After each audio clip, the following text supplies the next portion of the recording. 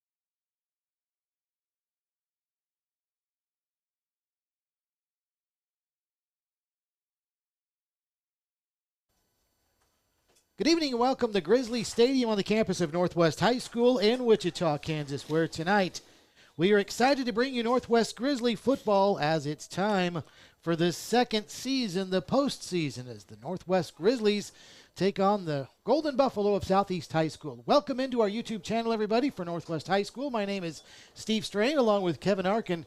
Game number 9 of the season for the high school football season, of course, is week number 1 of the playoffs. And in Class 6A here, it's the Grizzlies, the 4th seed in the western bracket of Class 6A, taking on the Golden Buffalo of Southeast. And Northwest is coming off of one of only 2 losses during the regular season. And it was quite a beating to the hands of number 1 ranked Manhattan last week, who doubled up Northwest. Final score was 56-28. The Grizzlies, as a result of losing last week, have bookend losses. They lost to start the regular season. They lost to finish the regular season. And now, starting tonight, we'll see how long the postseason journey goes for the Grizzlies. Southeast comes in reeling. They've only won 1 game all season long, and that was all the way back at the very beginning of the season. They knocked off North 24-7. They have lost every game since then. They did come close a time or two, including a couple of weeks ago. They lost to South by this score of 30-29, and that game was not only a 1-point game, it went to overtime. So Southeast certainly looking back at that one as an opportunity, and it might well have been their last, because as we welcome in my broadcast partner, Kevin Arkin, who joins me here tonight, this Southeast team is absolutely going to have their hands full tonight with this Northwest team that is really, really good, and we've learned over the years they're even better when they're coming off of a loss. They are better, Steve, when they come off a loss, and they learned a lot at Manhattan last week. Part of the problem with our season this year is that we've had a lot of games where we haven't really had to work hard in the second half, so we've only had to play 2 quarters of football. Last weekend up in Manhattan, that wasn't the case. We played a team with a lot more experience, a lot more age, and a lot of talent as well. And they were fast, they were quick off the ball, and we just weren't ready for them. We played like a young team, and quite honestly, we are a young team still. So we kind of played the way we were. This is your Grizzly pregame show, and it's brought to you by Toppers Plus Truck Accessories. Toppers Plus at 333 North West Street in Wichita. That's their new location. Moved there a few months ago. Toppers Plus. Make your truck work for you. It's a beautiful night for football, Kevin. Sometimes we get into late October. Weather can be a factor. There's a little bit of a chill in the air, just a tiny bit, a little bit of a north breeze. That's probably the reason. But all in all, you couldn't ask for much better conditions to start the playoffs. Right around 60 degrees in late October is absolutely perfect. The wind really isn't even a factor. It's only blowing like 5 miles an hour. So the wind will not be a factor here at all tonight. It's all going to be cool, crisp, fall weather, perfect for football. And the crowd, you look at the crowd out there, everybody's wearing a jacket or a windbreaker. Few people have blankets, but nobody's going to be cold tonight. Grizzlies will be without a couple of players. Michael Lopez, of course, out again tonight. We saw him get injured a couple of weeks ago at Riverfront Stadium when the Grizzlies were taking on West. And we expect L.J. Phillips might play next week, but tonight you won't see him carrying the football for the Grizzlies. But expect to see Phillips maybe next week. However, Lopez, obviously that's still up in the air with that tough injury he had a couple of weeks ago. And Caden Ross, also somebody who's having a tremendous season, and he got injured late in the regular season. Still leads the team in sacks with 4. He is tied for tops in that department. Actually, he's got it all by himself. But no Caden Ross tonight as well. So there is a Grizzly on the defensive side of the ball that we will not see tonight. But, Kevin, I know that the Grizzlies have to feel pretty good about where they're at for this opponent tonight. Southeast, again, having won just one game on the season. So in spite of the fact that you might not see some guys, not necessarily an indication that they won't be good to go next week. Time will tell for certain, but, certainly in the case of some, maybe tonight's more precautionary than anything else. And really it is, Steve. Caden Ross, for example, was supposed to get his doctor's release today so that he technically could have played tonight. Coaches elected to hold him out another week, make sure he's fully healed, doesn't want a recurrence of that hand injury going into the harder stretch or the longer stretch of the playoffs, assuming, of course, that we win tonight. Again, nothing is set in stone. That's just what we know for tonight as far as some issues with players not playing concerned. It is senior night tonight here. Kind of unusual, Kevin, senior night on a playoff night. I believe that the Grizzlies, because they lost a true home game to that game downtown at Riverfront Stadium, had to makeshift some things with their schedule. You don't normally see a planned senior night during the playoffs, but I think that's an indication of where this Northwest program is. People around here know that you can pretty much bank on the Grizzlies being at home for a couple of weeks to start the playoffs, and so here we are in the postseason recognizing seniors. Well, and the only reason we're having senior night tonight, Steve, is that the Riverfront game. If you throw that game out and you go back even further, when was the last home game before that? Well, it was the third week of the season. So we stacked our schedule early at home. Then we had to play some road games, and losing the Riverfront game to Riverfront Stadium, didn't really want to have senior night down there. So it was either have it on the first playoff night, assuming we would get the playoff game at home, which we did, or have it the second weekend of September. For a while there, Carpenter Stadium felt more like our home field. For a while it was. We played South High there. We played East High there. In a span of 3 weeks. In a span of 3 weeks, yeah, we were there. So, it's. I'm glad we're not there tonight, quite frankly. And that is also, I believe, Southeast's home field, if I'm not mistaken. They play their home games there, and I'm glad that we've got the home game because, quite frankly, I didn't want to climb the steps tonight. Of course, Southeast has their own stadium, but they had some issues with the turf that it was found out needed to be fixed before they could play at their home stadium. And for some strange reason, they opted not to play at Stryker. I can understand. That's not a strange reason. First of all, Stryker's a terrible place to play football. I'm sorry. If I offended anybody who was involved with the retrofit of Stryker with regards to football, you messed it up. That's all I can say. It's not a great place to play football. They would rather play at Carpenter than at Stryker. More seats, more viewer friendly, if you will, and better press facilities. All right, Grizzlies and Southeast kickoff coming up at the top of the hour, but right now we're going to take a timeout, and when we continue on our Toppers Plus pregame show, Kevin has another award-winning interview with Northwest head coach Steve Martin. So stay tuned for that as Grizzly football continues in a moment.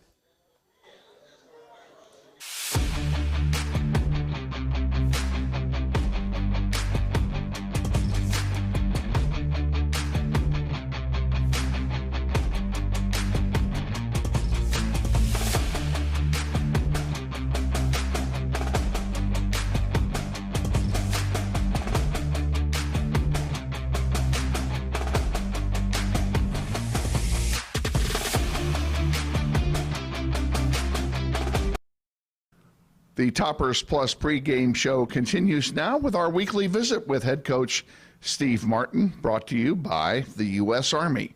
Go to goarmy.com and find the recruiting office nearest to you. Coach, welcome, and looking back at our trip to Manhattan, a tough evening for everybody all the way around. Yeah, it's never fun going into playoffs off of a loss. We haven't actually done that around here in quite some time. So usually we're clicking on all cylinders. But I think what we did is you saw some youth come out in us on Friday, and you saw a team that hasn't been on a road trip since 2020 in the state championship game. So you put a lot of that, and you got a lot of young kids playing, and, you're playing a senior-heavy team, which we're usually in the opposite of that. We're usually the ones who have a lot of veterans. And so, when you go into a top 5 matchup like that, the team that makes the least amount of mistakes is going to win that. And, we did some uncharacteristic things that we usually don't do. And, we got the good thing is, just like I told the boys, the sun was going to come up on Saturday morning, and we're going to be able to correct some things. And I think we've done a great job of attacking those issues this week. And, we'll see where it goes from here and see if we can get on a little hot streak here. And I know that you're not thinking ahead, but there is a possibility 3 weeks from now that we could be right back up there again playing an undefeated Manhattan team. And if we get there, it wouldn't be the same for sure. Can you use the next 2 games, tonight's game against Southeast and next week against whoever our opponent is, can you use those as springboards to prep for a possible rematch with Manhattan? Well, you look back at the course of our schedule, we talk about everything being in a pre-test and stuff. Well, now it's the postseason. Now it's the post-test, because if you fail the test, you're out. So, it's I was talking to Mr. Deckinger the other day, and you want to have a game like Manhattan, not so necessarily at week 8, but you want to be able to have that test in week 6 and 7, because really, to be honest with you, if you look at our schedule, looking at the schedule, we thought we were going to be able to get tested on a weekly basis and then get ready and know what to fix. So, we feel like there was a lot of gaps from week 1 to week 8 that we had to get answered. And, it was kind of like what happened of overwhelming opponents from week 2 through 7. And so now we got to take what, we saw Friday night, and we got to fix that. And one of the things that we have to address is speed on defense. There's times where we're in the right situation, but we weren't athletic at a couple spots to where we could make a tackle on an athletic kid like their quarterback. Their quarterback played absolutely a great ball game, ran for 200 yards and threw for 100. So, we got to do a better job of tackling in space. And the way that you can tackle in space is you got to get more speed out there. So our defensive alignment will look, not alignment, but our defensive personnel will look a little bit different, where, we're going to try to get as much speed as we can on the field to be able to do a better job if we can play them in 3 weeks. So, we got to handle our business. We got to do what we're supposed to do. And I think if we do that, I think there's no doubt in my mind they're not a 56-28 better team than we are. We felt like when you go through and you look offensively what we were doing, we felt like we left 17 points at least off the board, where we had the ball in the 8 and didn't score on 1st and 8. We had a chance where early in the second quarter to go up 21-14 on him on missed a wide open wide receiver down the field by himself. That's 7 points. And then, you drive the ball on the 4th series of the game. You got the ball on their 18 on 1st and 18, and we have a mishap with a snap, an errant snap, and all of a sudden you're in 3rd and 16. We go out for the field goal, and we go just wide left on the field goal. So, at least coming away with 3 points there. So, there's some things where we got to address, and another big part of the game was, an errant punt return on the 18-yard line after the defense did a great job and got a big stop, we go down and score right before half. It's a brand new ball game. Instead of being tied at halftime, now we're down 14 points, and that's a big difference on the road. And hopefully that is correctable. There's no question about that. And hopefully you can use the next two games to work on some of that. You start with Southeast tonight. What can you tell us about that bunch? Well, it's a team that's very, very young. I thought we were young coming into the season. These guys are playing a lot of sophomores and freshmen and juniors. So, it's a similar team to where I felt like South and Topeka were, where they have some talent, but they're young in some areas and they're struggling. They're the 13th seed, we're the 4th seed, and we've played a lot of a common opponent. So all we're worried about is getting healthy right now from last week's game and correcting the errors. And I think our kids have done a great job. They've been upbeat. It's going to be a great atmosphere. It's senior night, so we'll have a good crowd, and it's always fun playing for our seniors. Our kids always do a remarkable job of leaving it all out there for our seniors, so I expect a good showing for the Grizzlies. How about the injury situation, not only with Lopez, but anybody else? So we actually got some great news about Michael Lopez. So I don't think we'll have Michael the rest of the year, but it's a grade 1 to 2 MCL sprain. If you don't remember what happened to Michael a couple weeks ago at West High, it looked like a catastrophe. So, best news. That's the best case scenario because we're looking at about a 4 to 6 week, and he'll be healthy in 6 weeks. And if you would have told me that after watching the video clip, I'd say we wouldn't have saw him until next summer. So, that's great news for the Lopez family. Caden Ross actually expects to get cleared today. And so, we're going to hold him out on another week just to be safe. So if we can win this game without Caden will be back in the lineup, which will booster a defense that desperately needs him back because of his motor and his leadership. But other than that, we're healthy, and, bumps and bruises this time of the year are normal. So we'll just keep attacking every day, day by day. Okay. Best of luck to you tonight against the Golden Buffaloes, and we'll look forward to a visit with you next Friday. Yep, sounds good. Thanks, guys. Head coach Steve Martin, our pregame interview, sponsored each and every game by the U.S. Army. Go to goarmy.com and find the recruiting office nearest to you. The Toppers Plus pregame show will continue after this 2-minute timeout. This is Grizzly Football, sponsored by Mel Hambelton Ford.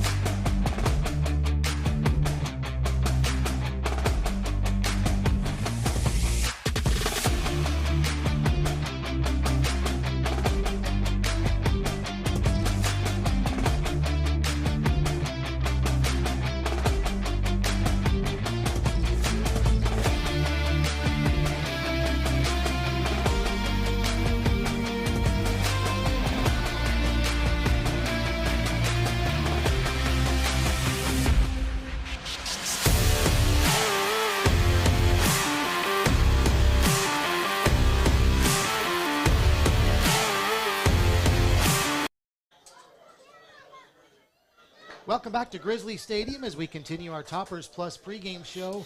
We've got the Grizzly Marching Band out there decked out in their Halloween gear, and they're about to play the national anthem. So let's watch, admire the clever uniforms and costumes, and listen in on tonight's playing of the national anthem.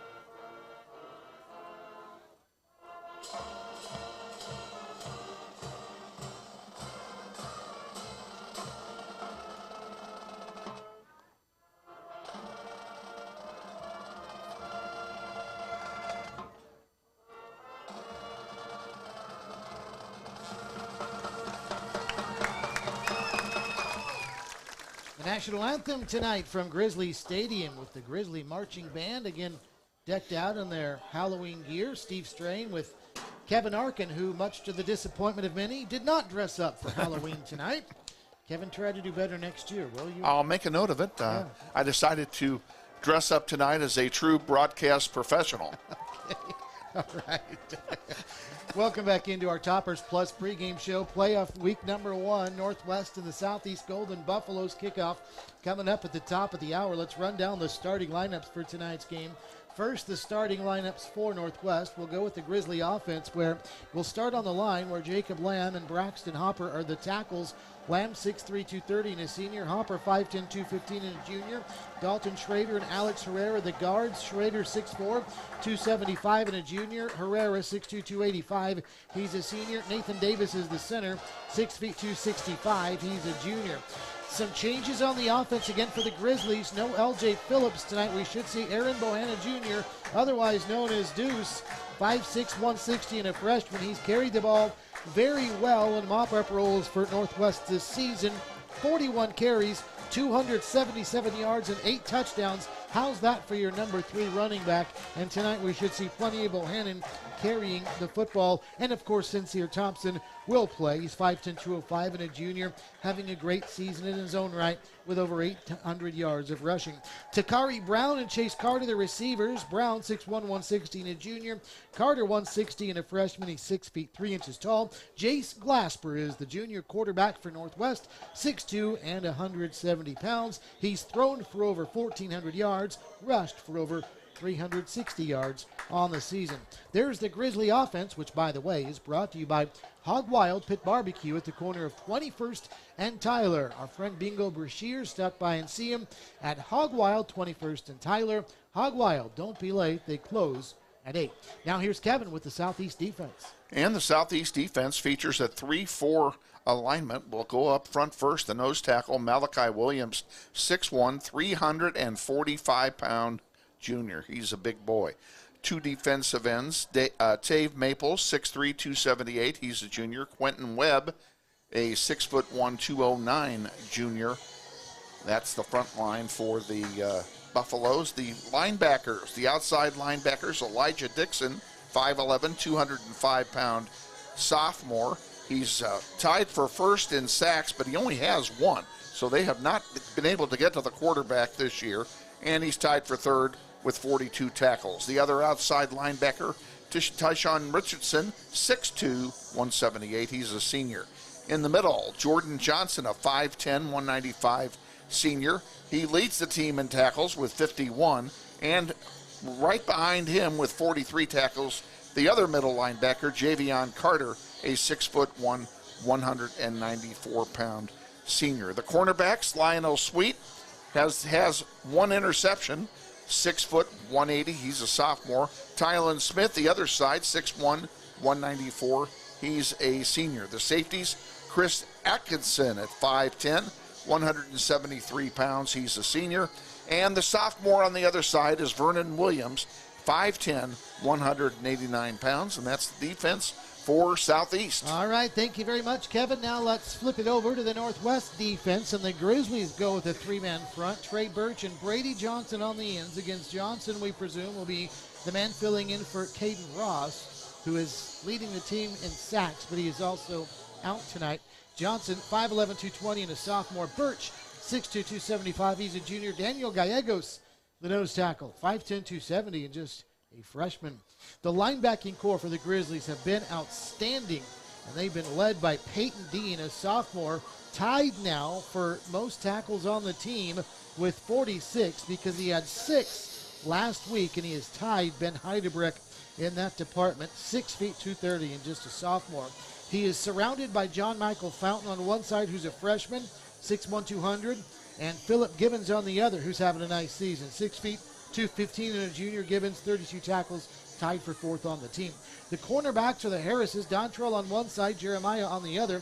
And Ben Heidebrecht is the free safety, 5'11", 165 and a senior. Again, tied for the team lead in tackles with 46.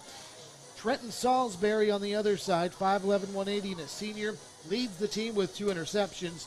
And the nickel safety is Jacob King. What a year he's having, Kevin, he had 15 tackles last week. He was amazing last We week. called his name a bunch, and he moved all the way up to 43 on the year, third on the team, and that's missing a week or two back in the middle of the season.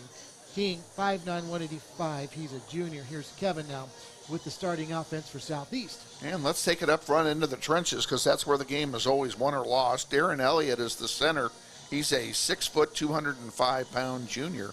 The guards, the left guard, Torian Kincaid, 5'10", 233. He's a freshman starting on varsity for Southeast. The right guard, Martin Lopez, 6'2", 300. That's 300. He's a senior. The two tackles left, Jordan Newborn, 6'2", 261. He's a junior. And at right tackle, the senior, Jayshawn Moran, 6'5", 281 pounds. Go to the skill positions. Let's take the receivers first. The tight end is Tayton Edenfield, 6'3", 215 pounds. He's a freshman starting on varsity, has 5 receptions for 57 yards this year. The two wideouts, Tylen Smith, 6'1", 185-pound senior, has 4 receptions for 36 yards. The other one, DJ Brown, 6'5", 163-pound sophomore. He only has 1 reception on the season. Your running backs for Southeast, Ronell Slaughter, 5'11", 185-pound sophomore, has 77 carries this year for 544 yards. That's a 7.1 average, and he's averaging 108 yards per game. King Jones at 5'5", 150. He's a freshman starting on varsity. It's getting to be old, but here's another one. He has 31 rushes this year for 60 yards. And, of course, the quarterback, Micah Fiskus, a 5'10", 183-pound senior, throwing the ball 47 times, 47 completions out of 105 attempts for 45%, 360 yards, 2 touchdowns, and 6 interceptions. And that's a stat that may come into play later tonight with our defense, the fact that he's got 6 picks. He's also carried 7 times for 3 yards on the season. That's the starting lineup for the Southeast Golden Buffaloes. All right, thank you very much, Kevin. Once again, your starting lineups brought to you by Hog Wild Pit Barbecue at the corner of 21st and Tyler. Hog Wild, don't be late. They close at 8. One more timeout. When we come back, we'll get the 2022 playoffs rolling. The Grizzlies in Southeast kickoff and more coming up right after this. You're listening to Grizzly Football, brought to you by Mel Hambleton Ford.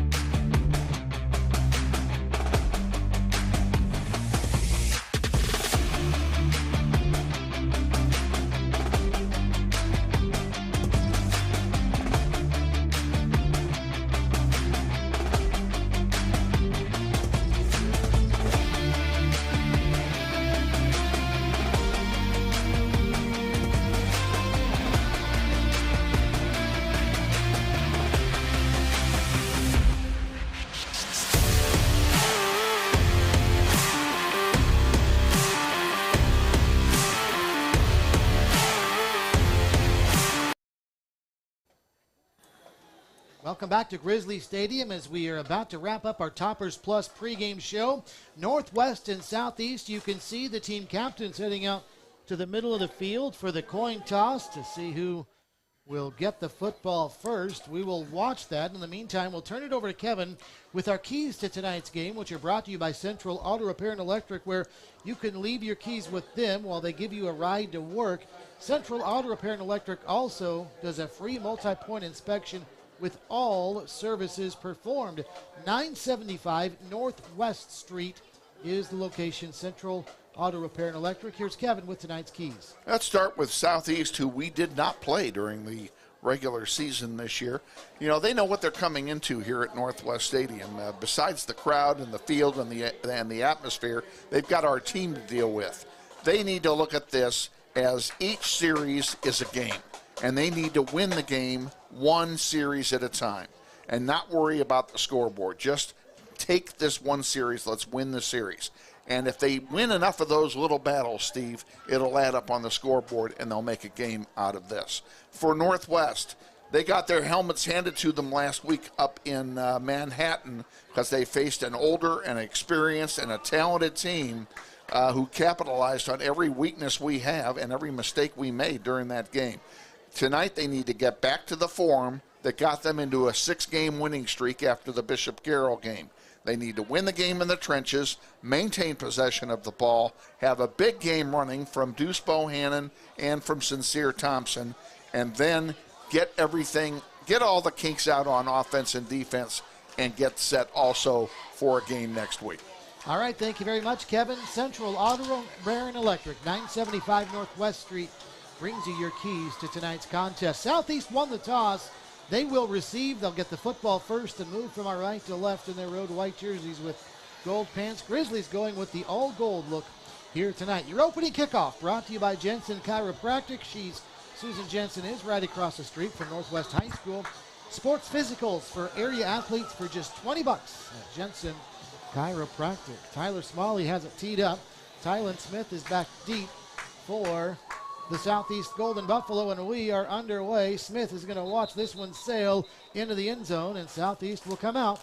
1st and 10 from their own 20-yard line, and they'll move from our right to left. Here comes Micah Fiskus, the senior quarterback for Southeast.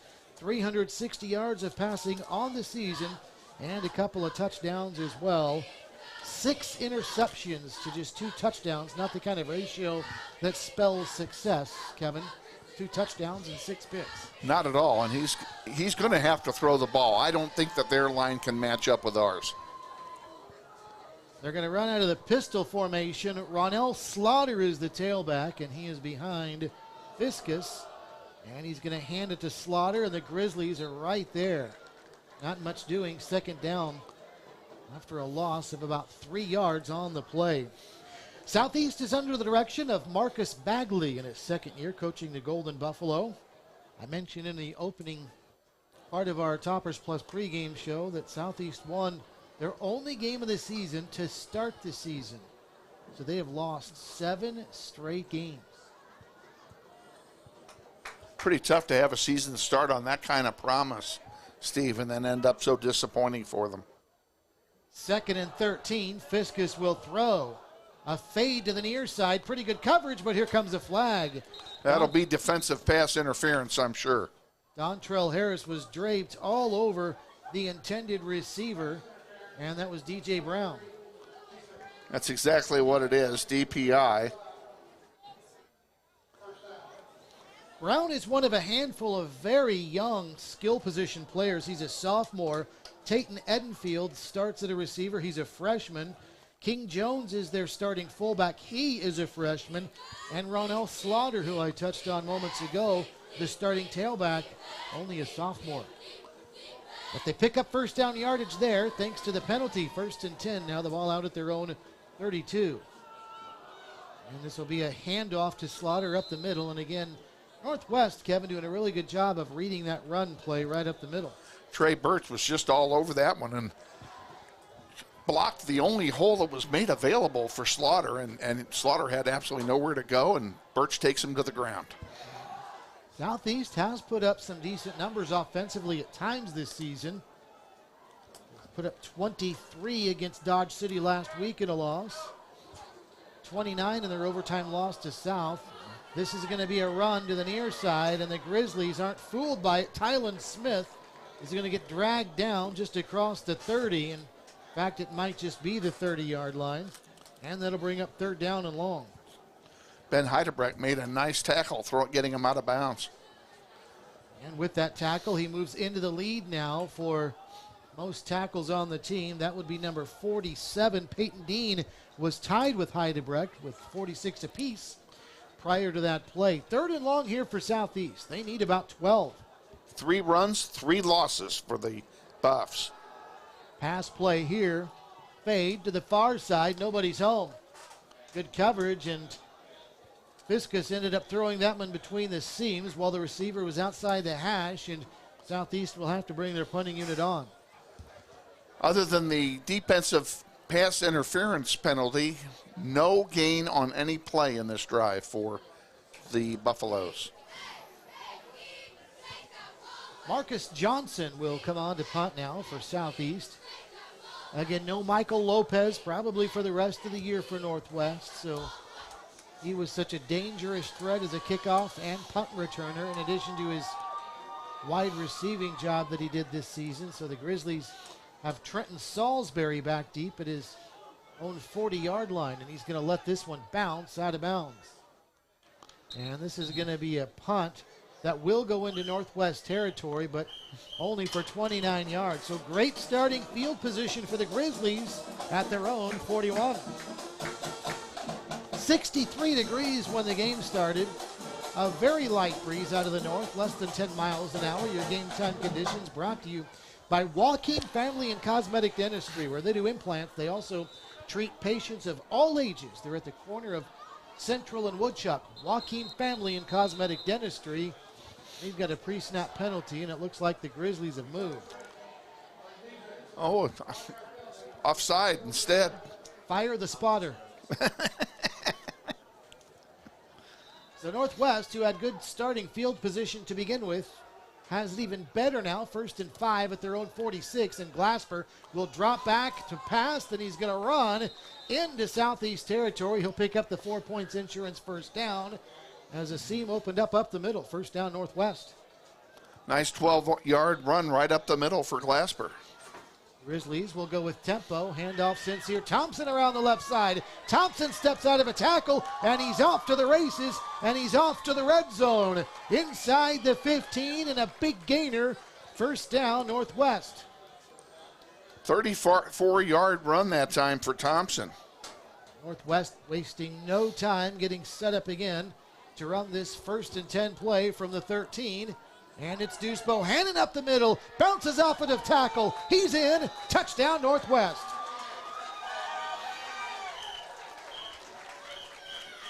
And for Deuce Bohannon, that is his 9th rushing touchdown of the season. Not bad for a freshman. He had easy pickings, though. He got a great block from the left side of the offensive line, went through the hole, and just straight into the end zone for 13 yards. Not bad for an opening drive that's capped off by Tyler Smalley's good extra point. 9:24 to go first quarter, 7-0 Northwest. This is Grizzly football presented by Mel Hamilton Ford.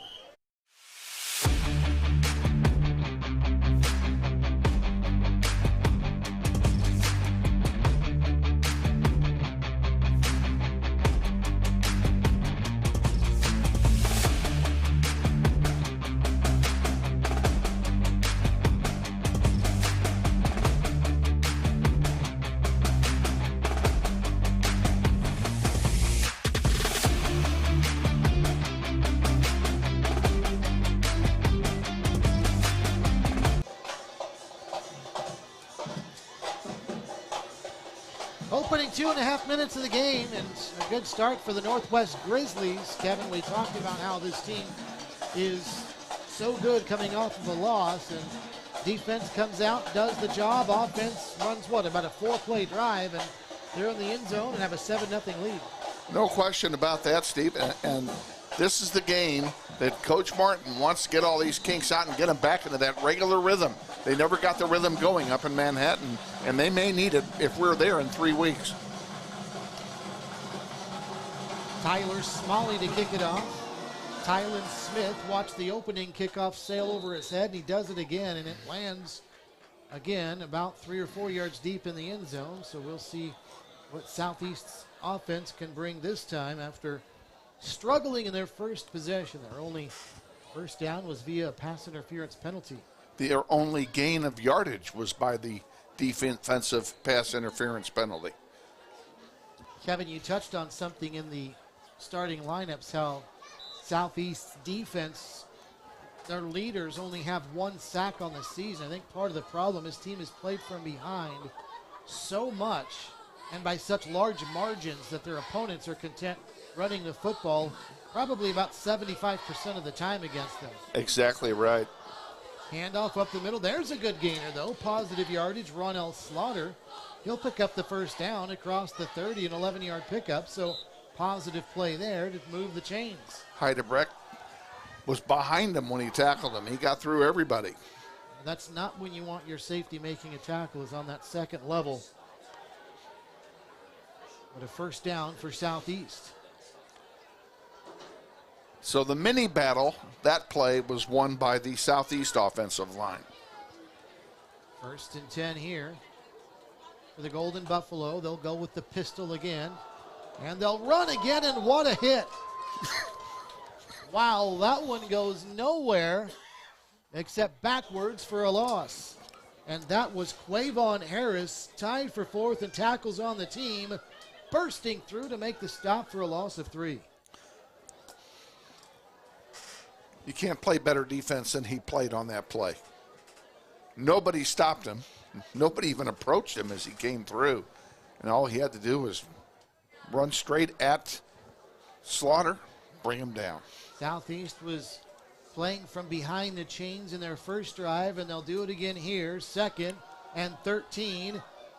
Fiskus back, throws to the right side. He's got his man along the sideline, and this will be positive yardage, close to the line to gain, all the way out near the 40-yard line for a pickup of 12. That'll put him a yard shy of the first down. Nice pass play. Heidebrecht went for the pick that time. When you go for it and don't get it, they're going to get big yardage, and that's what happened.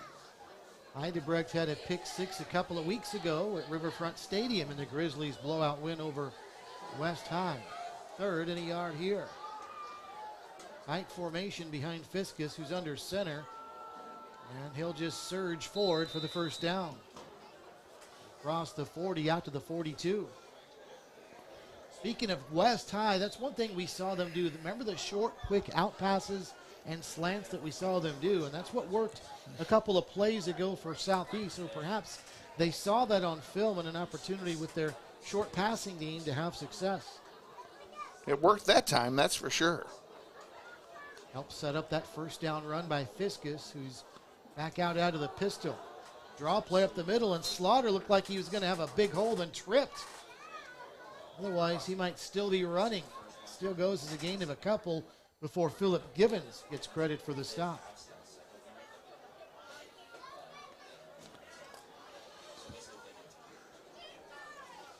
Second and 8 after a gain of 2.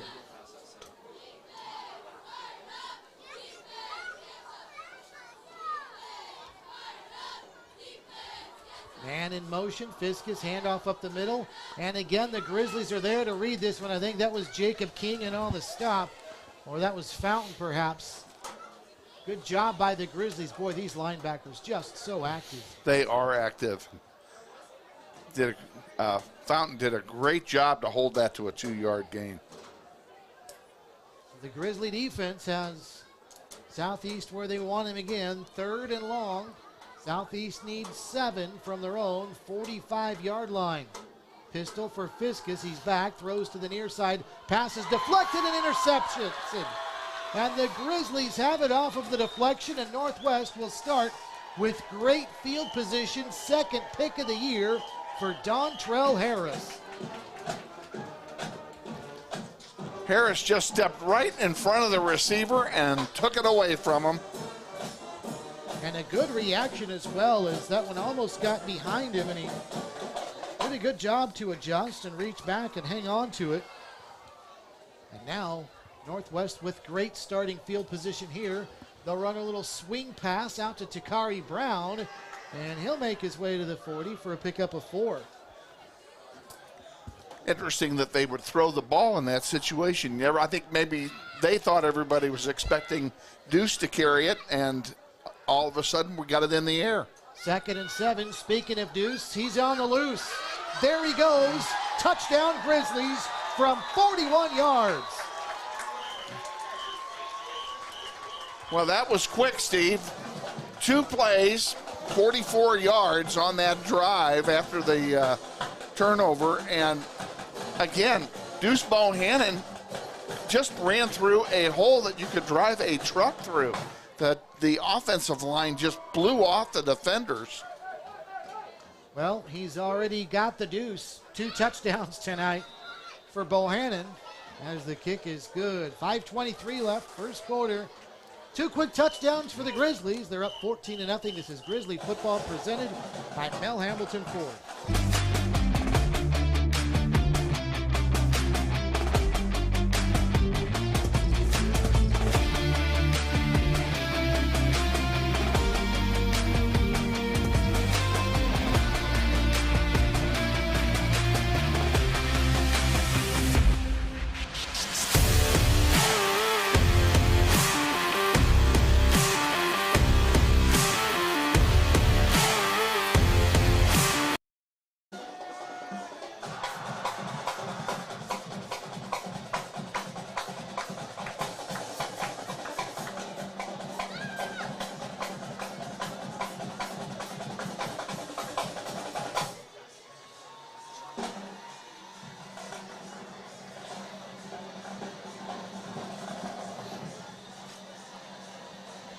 Fourteen to nothing, Northwest has the lead as the Grizzlies have watched Deuce Bohannon streak free for a pair of first quarter touchdowns already. Grizzlies without L.J. Phillips tonight. So far, Kevin, it doesn't look like they're missing a beat. It looks like they're right back where they've been all year except for last week. Deuce Bohannon is a different kind of back drastically than Phillips. He's not going to bruise you, but he certainly will blow by you. Did I tell you he's a freshman? Let me tell you again. He's a freshman. We have 3 more years of this to look forward to. Not to mention some of that tremendous talent on the defensive side of the ball, like John Michael Fountain, who's a freshman and starting every week, and Peyton Dean, a sophomore. Future certainly looks bright for this program. Steve Martin's done a wonderful job, as has his entire staff. Can Southeast get some offense going now, trailing 14-0, a little more than halfway through the first quarter. Viscus will throw a fade down the near side, and it's underthrown, incomplete. And here comes a flag. I was looking for that. Harris got him early. Tylen Smith had to stop and reach back, and that was not close. But Dontrell Harris hooked his arm around the receiver's waist as he was trying to turn around and come back for the ball. So I was expecting that call. I really was. Something interesting that we picked up on before the game, Mark Marinelli, the great defensive coordinator for Northwest, is actually in the booth tonight right next to us. He's normally prominently right down there on the sideline when the Grizzlies are on defense, but he is upstairs tonight calling the plays. Yeah, it's kind of interesting. Maybe a different perspective after last week. I don't know. I did not expect that either. No one told us anything about it, and it may have been a last-minute decision. I don't know. Maybe he just wanted to sit next to you. Maybe. Through the window. Well, maybe he wanted to see the Marconi award-winning right. interview again. Running play goes nowhere for Southeast. Second down and 10. The winner, by the way, will play Junction City or South. Those two teams doing battle this evening. We'll try to keep you abreast on the score there, as this is going to be a running play to the right. And Kevin, the Grizzlies are not being fooled at all when Southeast goes to the ground. They are not being fooled. The running game for Southeast so far has been absolutely negligible. Ronell Slaughter averages 7.1 yards per carry, 544 yards on the season, and he's also picking up 108.8 yards per game. But at this rate, he's going to have to carry about 60 times to get to 108 yards. He's got 7 carries tonight for -4 yards. 3rd and 10 here, likely not a running scenario. Viscus indeed will drop back, get chased, and get dropped all the way back at the 30-yard line. Grizzlies read the pass play well, and there's a sack and a 3 and out, it looks like, for Southeast. And Heidebrecht got him. Came up from behind him in the pocket on the blind side. Viscus never saw him coming. And all of a sudden, Heidebrecht's arms are around him, and down he goes. So Southeast will punt the football away, and one would think Northwest is going to come away with tremendous field position here as Trenton Salisbury is at his own 39-yard line. Actually, that's Takari Brown. 8 and not 9 as the snap is low. The punt is away. And it's going to take a good southeast bounce to about the 36-yard line. 34-yard punt, no return. Just over 3 minutes to go, first quarter. 14-0, Northwest with the lead. Well, that worked out real well for Southeast. That low liner, when it hit, just skidded forward. He got an extra 20 yards on the roll. First and 10. Glasper is back. Deep drop down the middle. Man, wide open. Big gainer for Northwest. Is that Thompson free? Inside the 10 to the goal line and a score. Wow. 64 yards. Sincere Thompson showing the hands. Normally a back, but that time a receiver. And a one-play drive for Northwest. Well, we've had some one-play drives this year, and almost every game we get one or two like that. We had a couple of short drives last week in Manhattan, but Brown was wide open. Sincere Thompson was wide open, excuse me. That is the 10th catch of the year for Thompson, but his first touchdown. Tyler Smalley's point after is good. 21-0 Northwest. This is Grizzly football presented by Mel Hamilton Ford.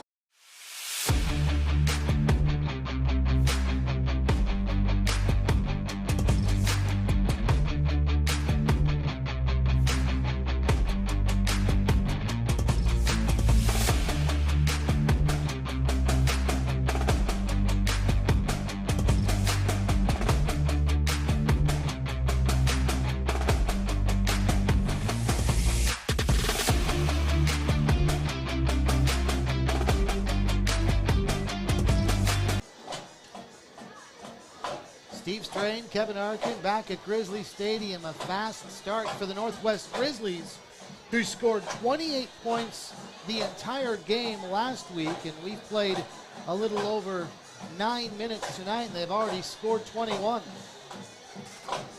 Last week's game was their lowest offensive output of the season, and that was coming against, of course, the number one defense of the number one team in 6A West. Manhattan scored more than any team against Northwest all season long, and Northwest scored fewer than in any game this season.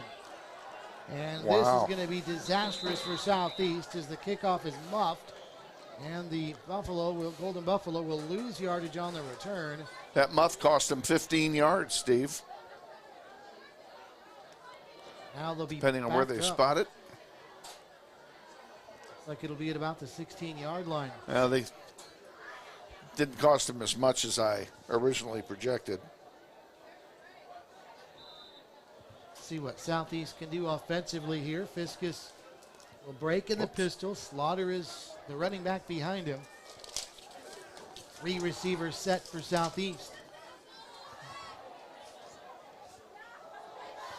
Handoff up the middle and out to the right. Slaughter goes, but again, just no open space for him to move. Grizzlies really doing a good job of stacking the box. And another negative rushing yardage play for Southeast. Lost 3 yards on that play. Starting to look like Topeka, who had a all-time record minus 105 yards in rushing against Northwest. 126, if I may correct you. That's right. Earlier this season. Southeast's running game is going backwards. Here's a pass attempt, and well short of the intended receiver. And just like that, it's 3rd and 13. Carlos Porter, the intended receiver there. Kevin, that interception by the Grizzlies earlier was the 16th takeaway for Northwest this season against just 3 turnovers. So they are plus 13 now in that department. That's a great place to be, and that's a sign of a championship team when you've got that big of that much of a positive differential in the turnover game. Timeout's been called. We'll stay right here. This one called by Southeast with just over 2 minutes remaining in the first quarter. Northwest out to a fast start. 21-0 is the score. And again, Junction City and South await the winner. One of those two awaits the winner of this one. We'll try to keep you posted on scores throughout the night. If Northwest wins this game, though, we do know this, that the game will be here. Junction City is the 5 seed. Northwest is the 4 in the western side of the bracket. And in all likelihood, it will be Junction City just based on how their respective seasons have gone. And Junction City, Steve, going to be another tough game. If that's who we get, that's going to be a tough opponent. Yeah, it will. And then, assuming nothing just incredibly miraculous happens, 2 weeks from now, we could very well be looking at a rematch of last week's game up in Manhattan between Northwest and Manhattan. We've already got that possibility noted, and we could very well be in Manhattan again 2 weeks from tonight. 3rd and 13 for Southeast here from their own 14. Fiskus, quick drop, quick throw, down the far sideline, and incomplete. Double coverage that time. Well done by Northwest. Kevin, that was not a bad-looking pass considering the good coverage. It was not bad looking. It just overthrew the receiver, and receiver had absolutely no chance to catch the ball. So Northwest will get the football again. Kevin, that last one-play drive for Northwest that started at around their own 36-yard line, I believe, was their worst starting field position all night long. Their other 2 drives were out closer to midfield when they started. And you're exactly right on the drive start. It was a 36-yard line start. High, short punt that Takari Brown will let bounce. He got bumped into. He did. We're going to get some yardage here on a fair catch foul. Kick catch interference, and that'll move this one up 15 yards.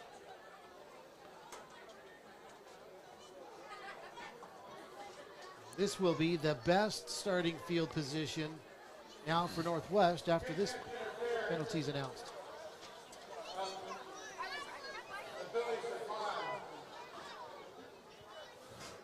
Why would we decline that penalty?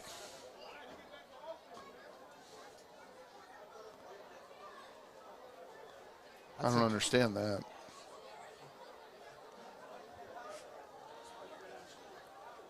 So the Grizzlies will have it 1st and 10 from the 42 of Southeast. Glasper will start out of the shotgun. Toss, right side, Thompson. Bowling over defenders inside the 40 to the 36.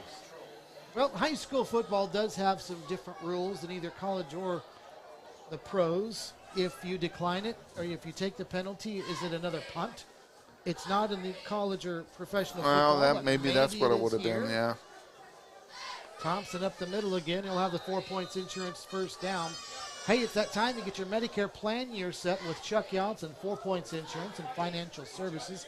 946-0721, 946-0721, 4 points insurance and financial services. Glasper, fade, near side overthrown. And good coverage as well. The pass is incomplete. Give Linnell Sweet credit right there, sophomore cornerback on coverage, and that'll bring up 2nd down and 10. You don't get a lot of incompletions from Glasper. Jaleel Cooper was the intended receiver. Handoff, Deuce Bohannon coming right, drag down. Well defended that time. Javion Carter, a senior linebacker, in on the stop. Well, we wondered who might fill the void with Michael Lopez out, and Jaleel Cooper is the answer to that question, as he was at least for the moment 2 plays ago. 3rd and 12 for the Grizzlies, and what you would think is 4-down territory. Glasper throws on the run. It's deflected twice and incomplete. Intended for Thompson out in the flats. That was a little deflection. The second person to deflect that was wearing a white jersey, so we are very fortunate that was not picked off. Well, the Grizzlies will attempt a long field goal. This was actually one of the other things I was wondering, is if maybe Steve Martin wanted to run some different plays from farther downfield, or allow for this, an opportunity for Tyler Smalley to kick a rather lengthy field goal of 48 yards. That might change with a flag. Ball start on the Grizzlies. No. Will he do a 52-yard attempt? Now, he does have what little wind there is at his back. And these are good practice opportunities in a game that you would expect you would have a comfortable lead in the second half. Give your kicker a chance to try a long field goal. From 54 yards, Smalley It's Short. high enough and short. And the Grizzlies will now give it back to Southeast. And it ends up being the same as a touchback punt. So a drive worth doing, or a field goal worth attempting. 47 ticks left in the first quarter. 21-0. Northwest has the lead. Junction City 14, South nothing.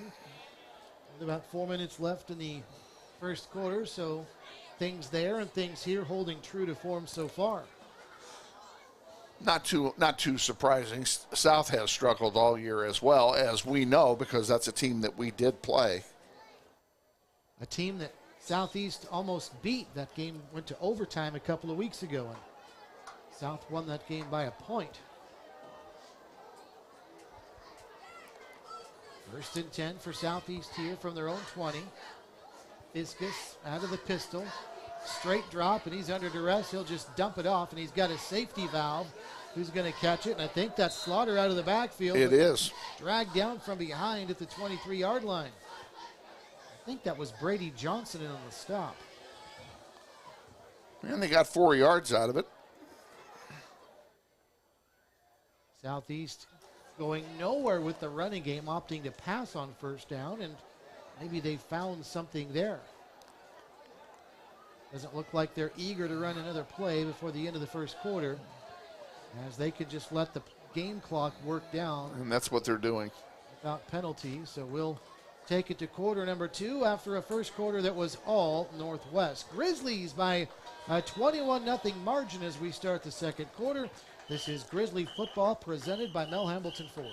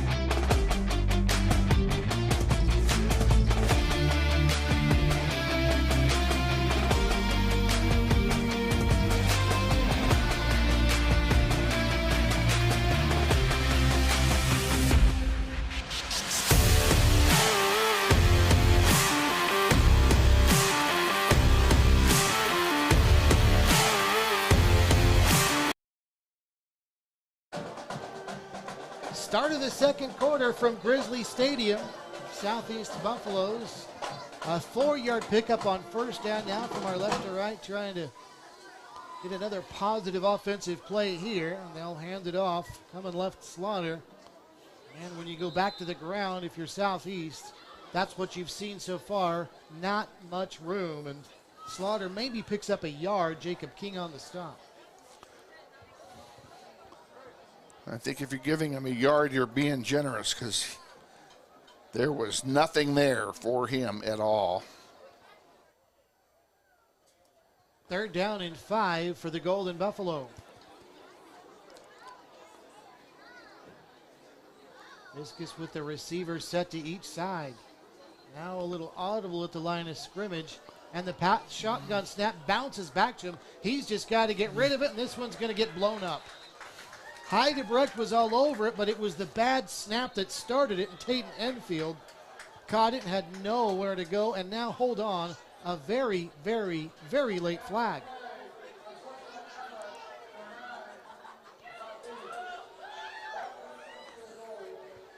That was the intended receiver who was guilty of the unsportsmanlike conduct, Steve, Tatum Edenfield.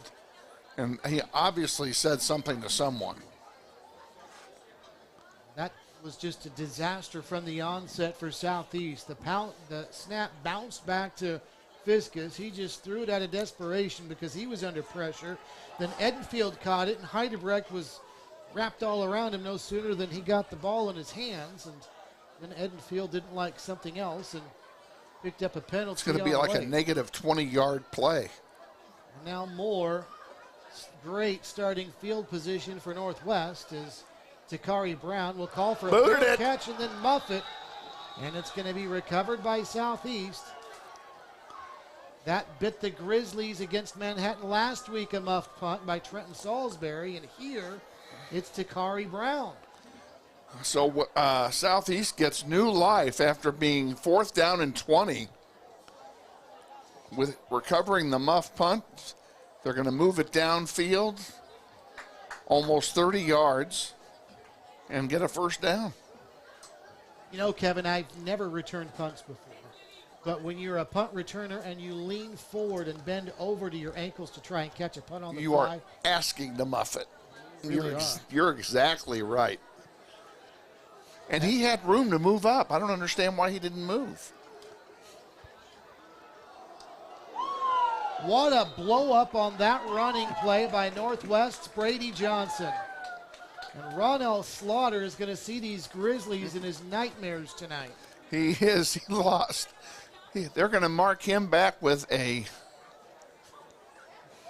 3-yard loss. 3-yard loss. Yeah, he lost. Johnson. I lost sight of the sticks for a moment. Johnson just came in a hurry and swallowed him up. Brady Johnson almost could have taken that handoff. He was in there so quickly. 2nd and 13 for Southeast. They'll send out 4 receivers. Viscus throws the fade too far. DJ Brown, a sophomore, in coverage, but a flag is down. Hold on. Did we have some contact downfield?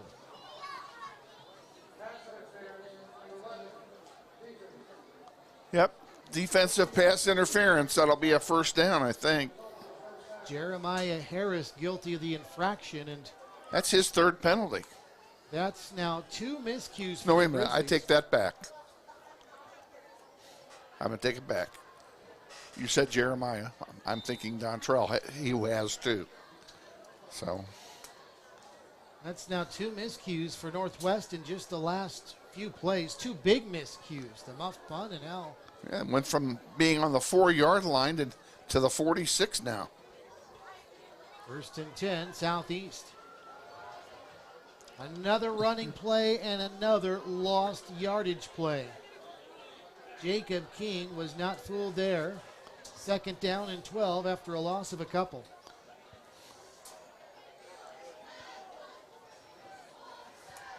Slaughter has not been, and no criticism of Slaughter intended. This game is being won in the trenches right now. This is why all these running plays are blowing up.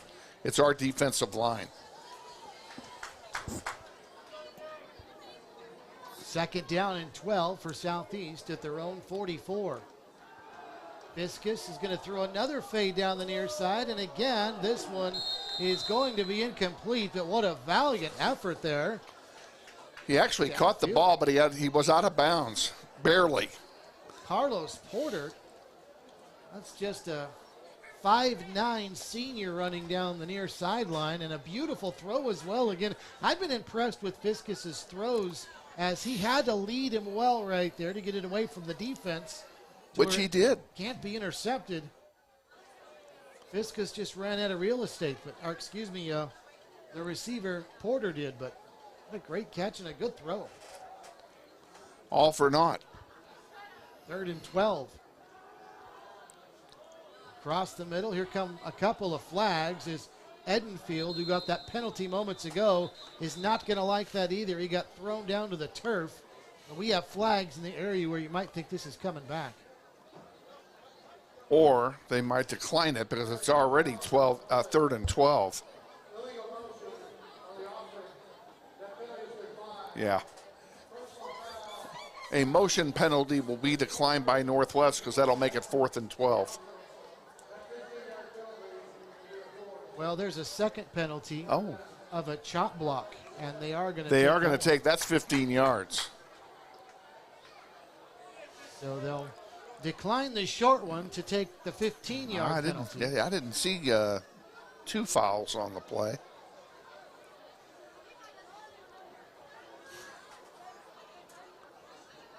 So that'll move it all the way back to the 27-yard line. The line to gain is now in a different zip code.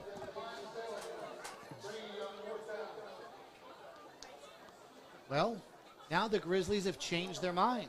They're going to decline both penalties. And Well, that's what I would have done too.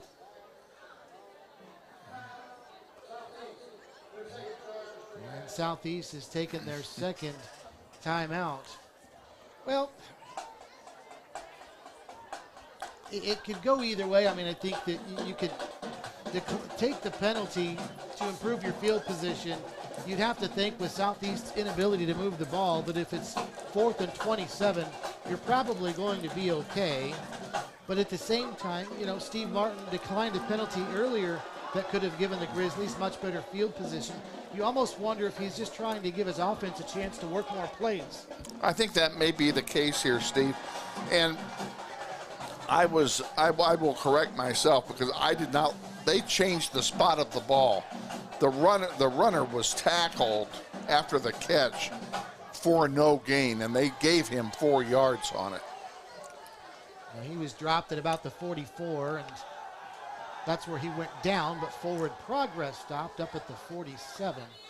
Nonetheless, 4th down and 8 for Southeast. You wonder if now the Buffaloes might be talking about going for it. If I was them, what do they have to lose? They called a timeout before a 4th down play, so maybe that's what it is.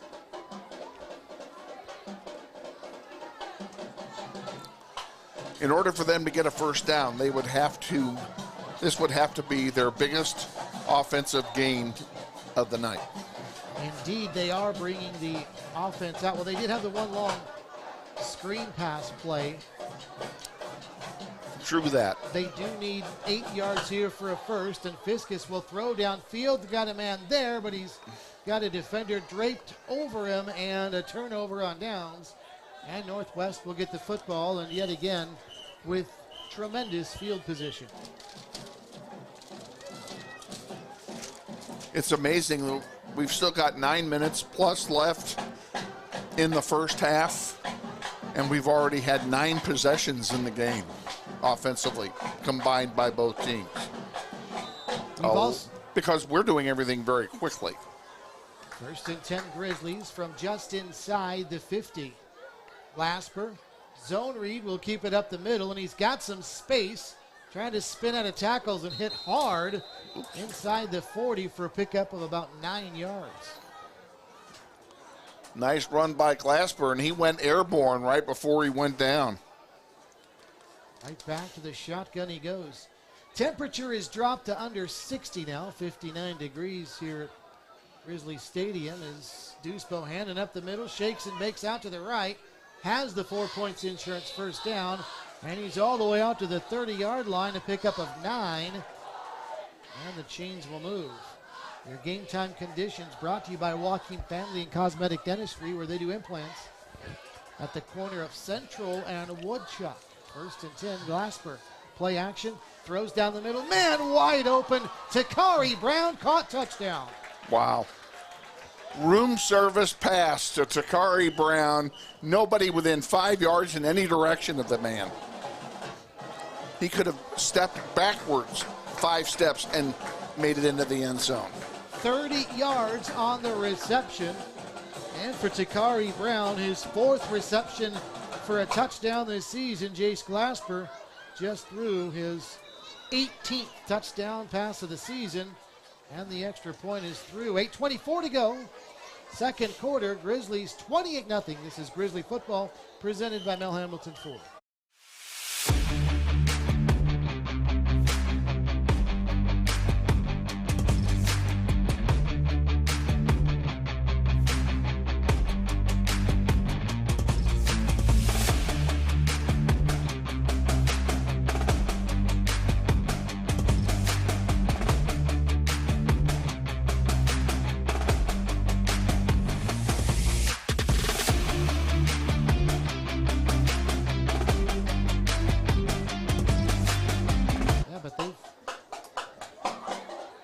Steve Strain, Kevin Arkin back at Grizzly Stadium. 28-0 Northwest. As the Grizzlies try to get back on the winning track. And they're well on their way to do that, too. And presumably they would play Junction City next, who is leading South 14-0. Junction City, the 5 seed, South the 12. Here, Northwest is the 4 seed and Southeast is the 13. And Southeast is actually going to get a chance for a return right here, although it won't go far. Carlos Porter is dropped. Right at the 20. First and 10 for Southeast from there.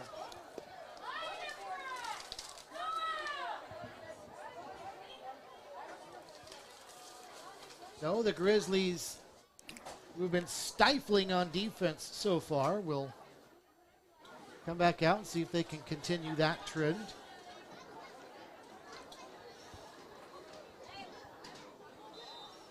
There were no turnovers in the game last week. We've already had an interception tonight.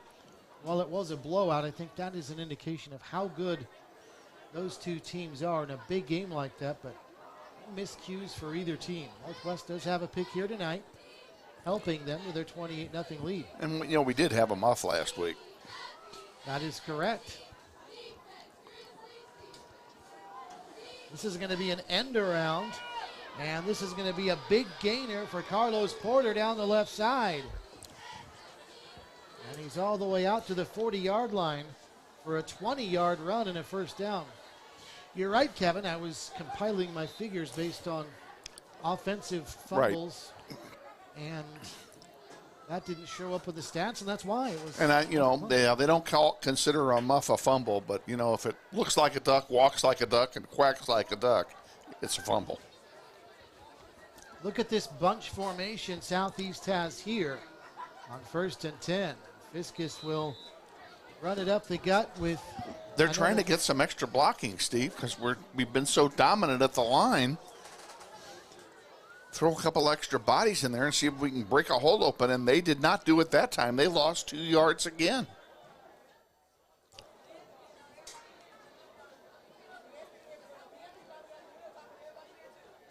Second and 12 for the Golden Buffalo.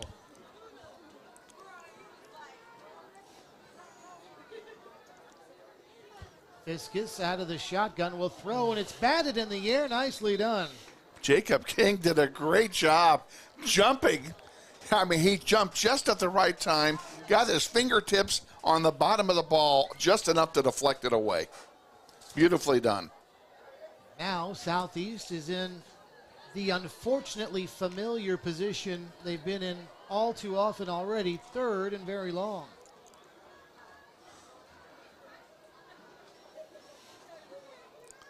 It'll take 12 yards to get the first here. They'll send out 4 receivers, 2 to each side. We got a new running back in the game as well, but this will be a throw and a fade down the near side. Receiver there, but over his head, incomplete. That ball was catchable. You know, the receiver, the intended receiver that time was Porter, Carlos Porter. He turned left and was looking over his left shoulder, and the ball went over his right shoulder. Illegal formation was the penalty, but Northwest has declined. So Southeast will punt the football away again.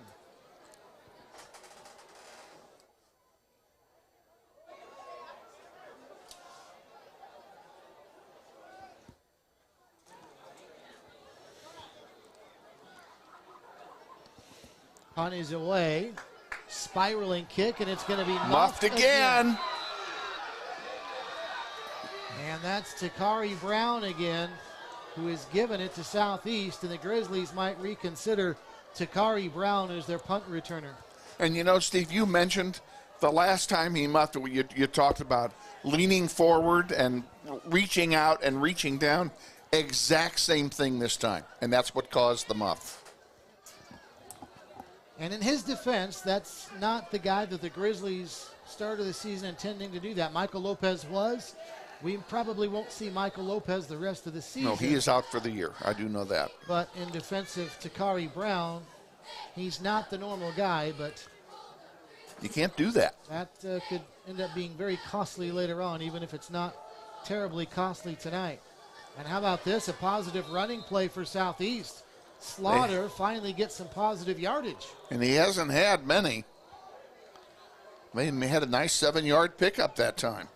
to the 33-yard line of Northwest. Well, you can sense the pride of that Grizzly defense starting to really become a issue here, wanting to keep that goose egg on the scoreboard.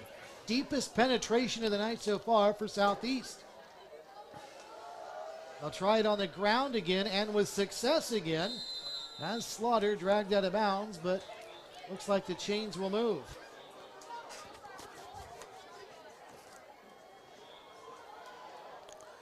John Michael Fountain on the stop that time. Chased the ball carrier literally out of bounds. So the ball resting at the 30-yard line of Northwest. Approaching the halfway point of the second quarter. 28-0 Northwest with the lead.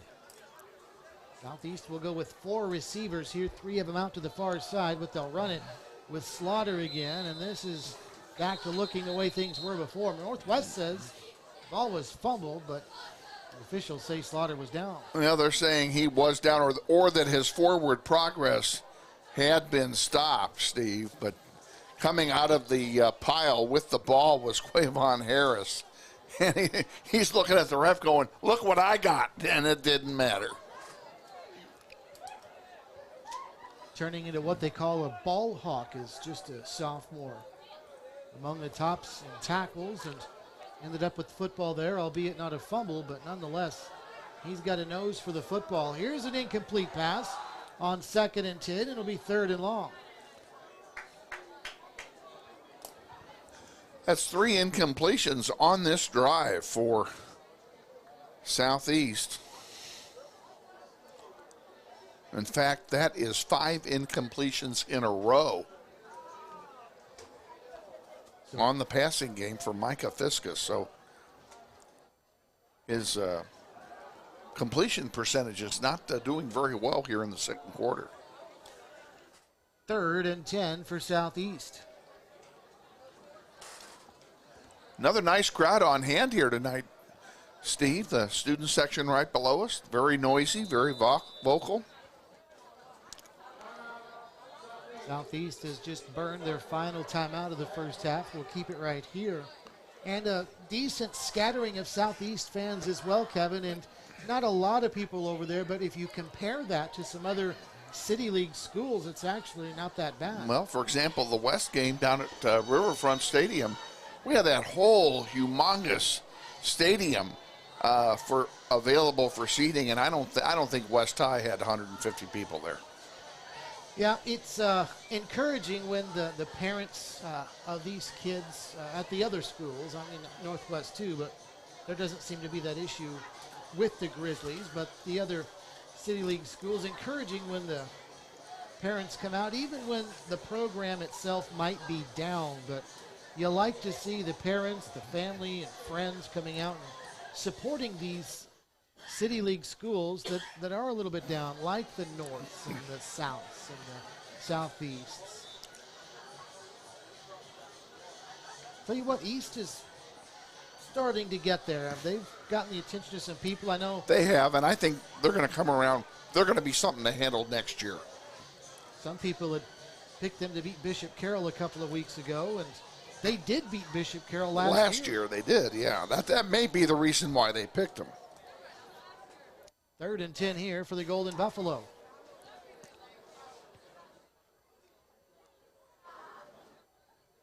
Fiskus is going to run a play action throw down the middle of the field, and it's overthrown incomplete. Boy, there is just nobody open downfield. As the Grizzlies secondary continues to drape itself all over receivers. Yeah, that was closer to Dontrell Harris than it was to his receiver. So 4th down and 10 now for Southeast. And they're kind of in no man's land, way too far for a field goal, and not much point in punting this one away. They'll go for it here, no doubt.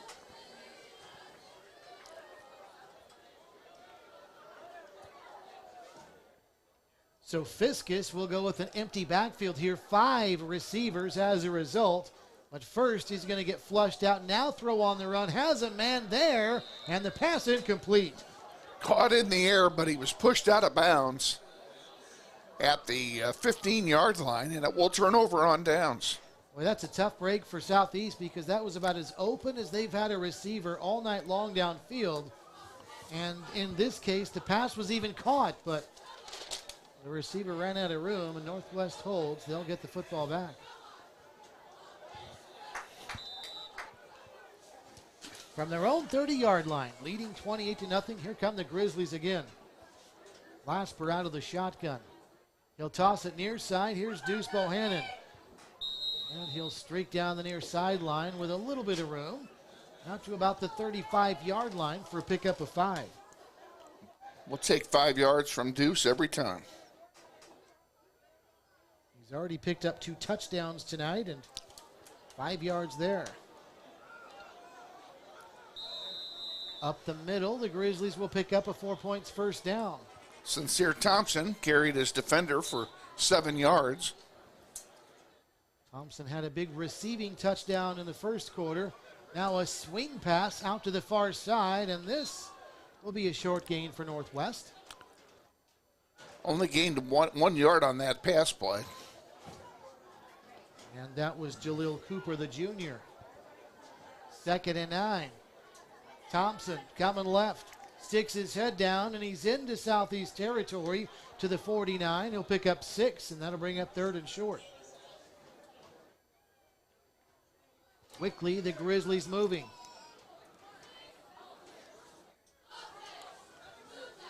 Northwest needs 3 for a first down.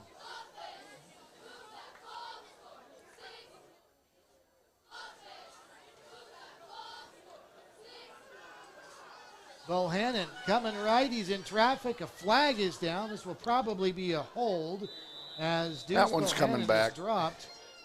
And this looks like it'll be a holding penalty on Northwest.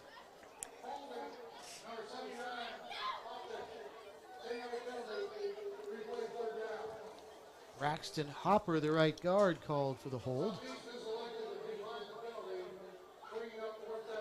Northeast has declined the penalty. That's interesting because Northwest now might go for it on 4th down. Yeah, I'm surprised they declined this one.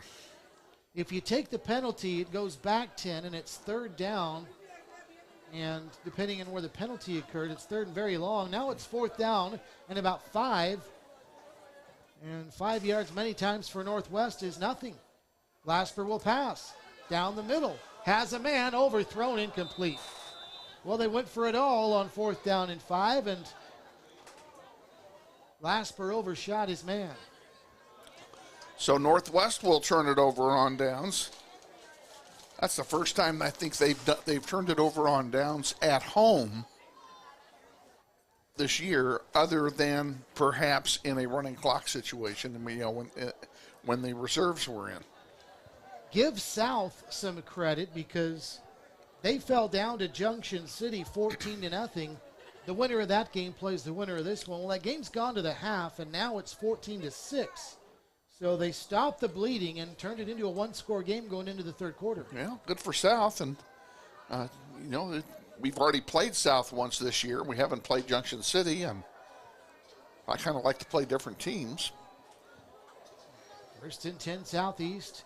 A yard into Grizzly territory. They'll run a little jet sweep right here, and this is Carlos Porter, and he just continued to run laterally until he ran out of space for no gain.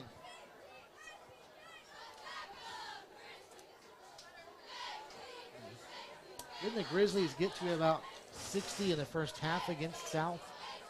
Yes, that was the game that we led 72-6 at half.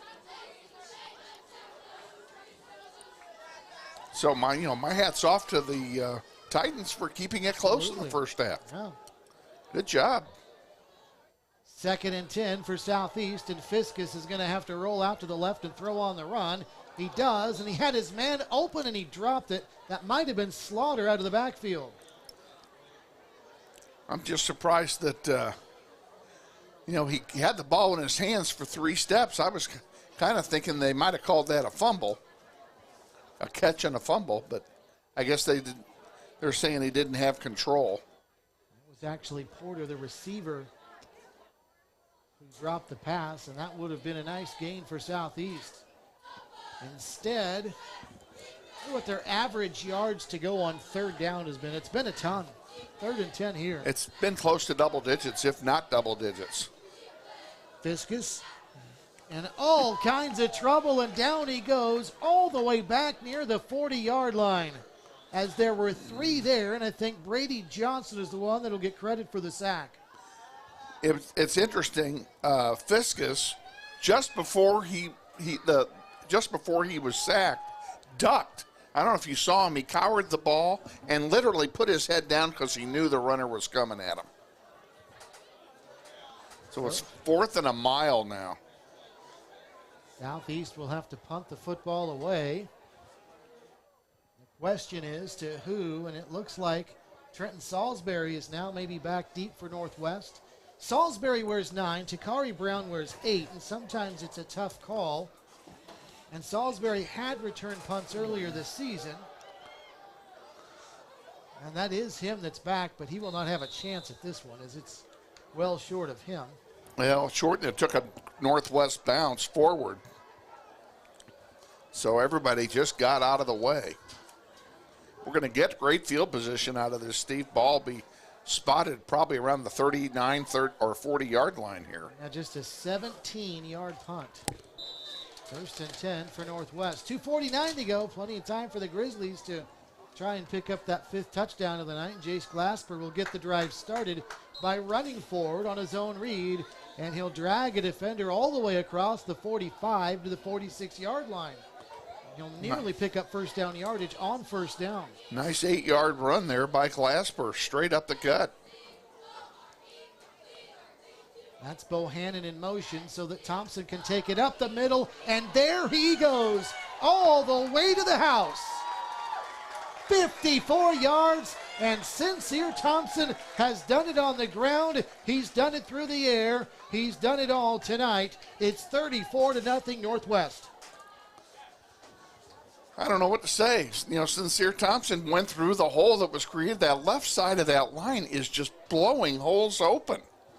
And that's something we've seen all year long. Let's go back to that South game. How many times did he and Phillips gash the Titans right up the middle? And Sincere Thompson did right there. Smalley's extra point is through.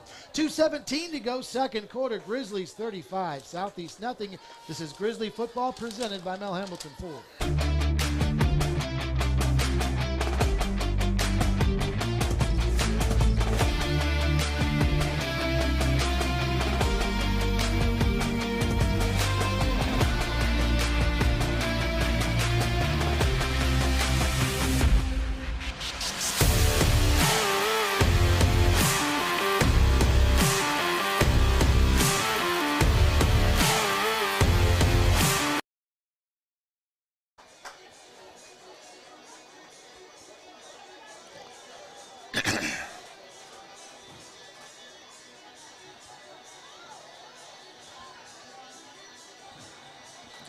Jonathan, is Isaiah here? Okay.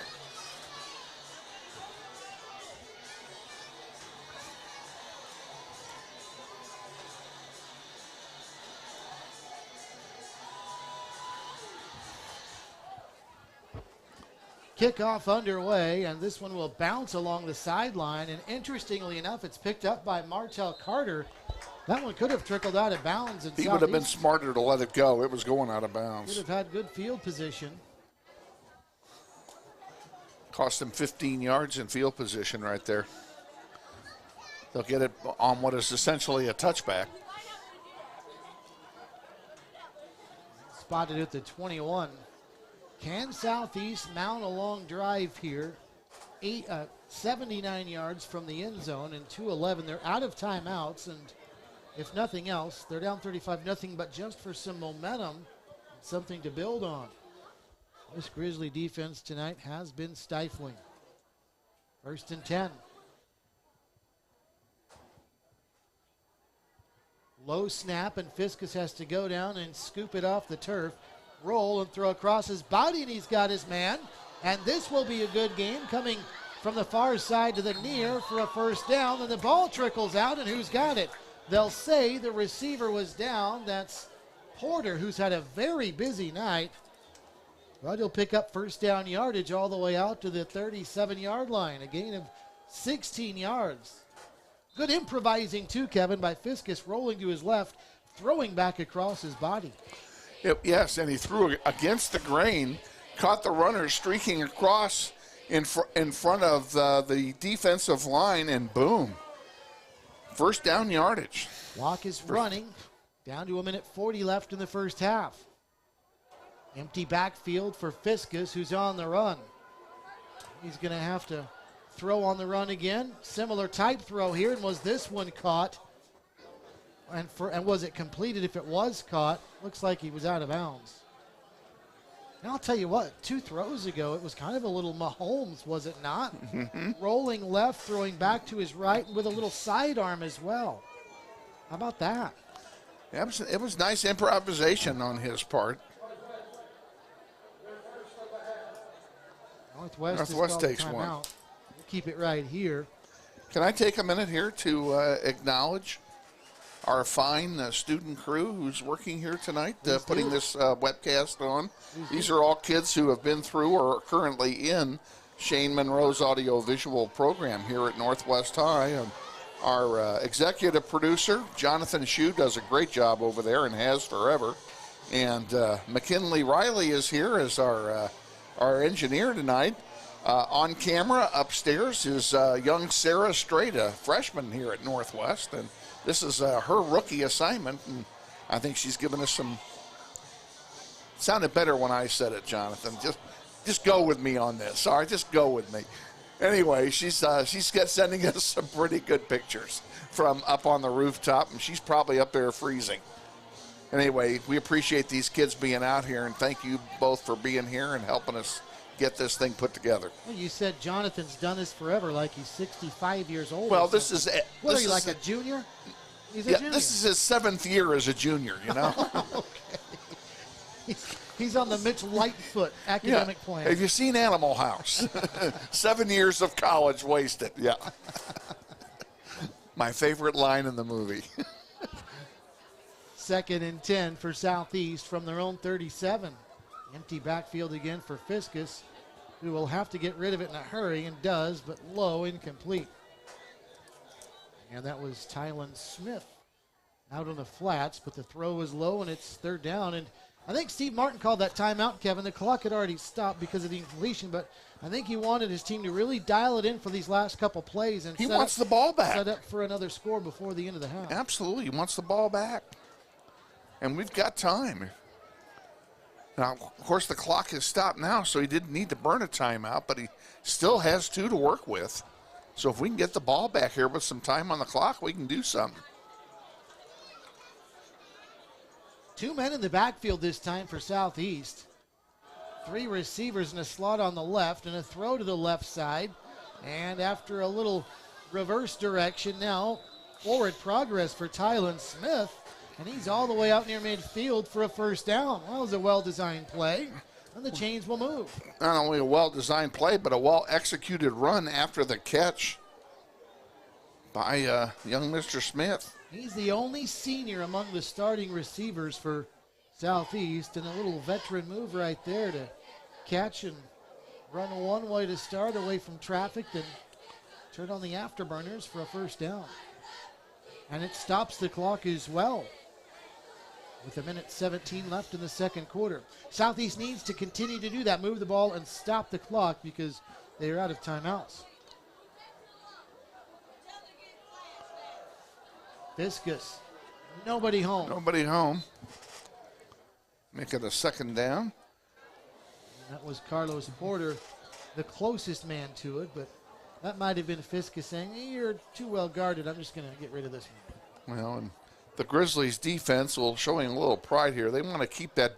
They want to keep that Schneider in play over there on the scoreboard.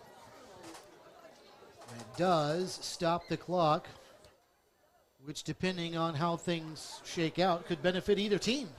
At this point, you're right. It could be beneficial either way. Will partly depend on what happens here on 2nd down and 10. Fiskus will throw an incompletion.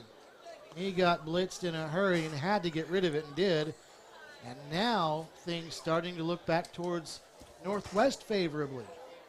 Clock stops, 1:08 to go. Grizzlies have 2 timeouts left, and it's 3rd and very long for Southeast. Landon Hughes was in the face of Fiskus before he threw the ball, and Fiskus could do nothing else but get rid of it to avoid the loss. You almost wonder if Southeast might run the ball right here just to force Northwest to burn one of their timeouts, because if they throw it and it's incomplete, the clock will not only stop, but then Northwest will still have 2 timeouts left. We'll see how they play it. They're going to run for it. Fiskus scrambling, down he goes at the 49-yard line. And indeed, Northwest is going to burn one of their 2 timeouts. Yep. But don't mind the call right there, Kevin, because I think that's a good call, actually. yeah, if you throw it, it's incomplete. Northwest is going to get the ball back with 2 timeouts left. Now you can punt it away and leave the Grizzlies with 1 timeout. Of course, the clock will stop on the change of possession, so they can save that timeout. But Northwest does not need timeouts on offense. They have proven that. Now 57 seconds might as well be 5 minutes for Northwest, the way their offense moves sometimes.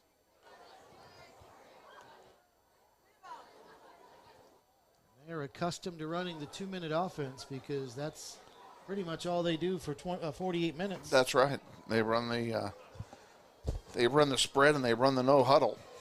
Trenton Salisbury is back again deep to return this punt. Takari Brown muffed 2 punts earlier in the half, and now Salisbury, who used to be a receiver but has done so well a defensive back, he's slid in there nicely. No longer receiver, but you know the kind of hands that he should have with stand up when you catch the ball. Don't lean forward. Don't lean forward. It's going to be a high punt. Salisbury is going to call for a fair catch, and that was an adventure. He's making every play an adventure back there. He called for a fair catch, but then fell over doing it. And the collective breaths of everybody in blue and gold. What do they say in baseball? It makes the hard plays look easy and the easy plays look hard.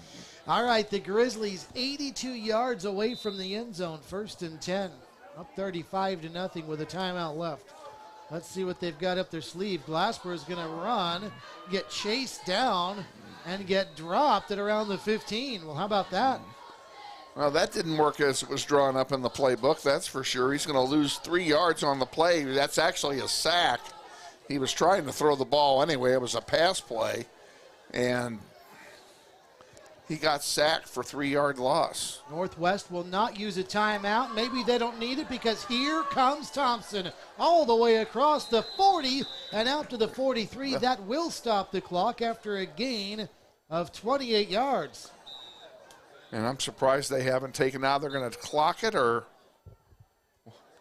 what did they do here? Yeah, Glasper spiked the football as a whistle blew, but it was because, the whistle blew because he got rid of it so quickly. It's a 2nd down, clock stops. They also saved having to burn a timeout. 15 seconds is a lot of time here for Glasper and company. Nothing else. See if they can get into Tyler Smalley field goal range. They almost do right there. Deuce Bohannon with a catch. And flags come in very late. That's actually Oh, you're right. that's was Takari Brown that caught that one. And this penalty is actually going to be against Northwest and bring it back.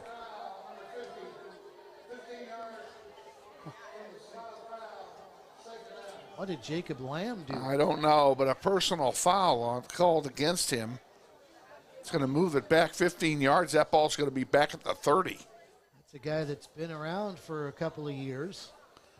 That pretty much eliminates any realistic possibility of getting points here on this possession before halftime. Steve Martin and his teams have perfected the hook and lateral at times. That's true. That play comes to mind right here.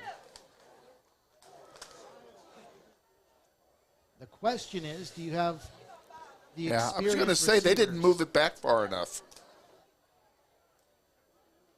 Do you have the experienced receivers that have perfected it is the question right now? Without Lopez They moved in it the back game. from the spot of the foul, Steve. This is actually going to turn out to be a 25-yard penalty. 8 seconds left in the quarter. Grizzlies now 72 yards away from the end zone as Glasper will drop back, scrambling, heaves a Hail Mary down the middle of the field, and it's incomplete. That's it. And that's how the first half will come to an end. A bit of a lackluster end to the first half for Northwest as the big penalty stopped what could have been a potential half-ending score. So we'll go to the break with the score.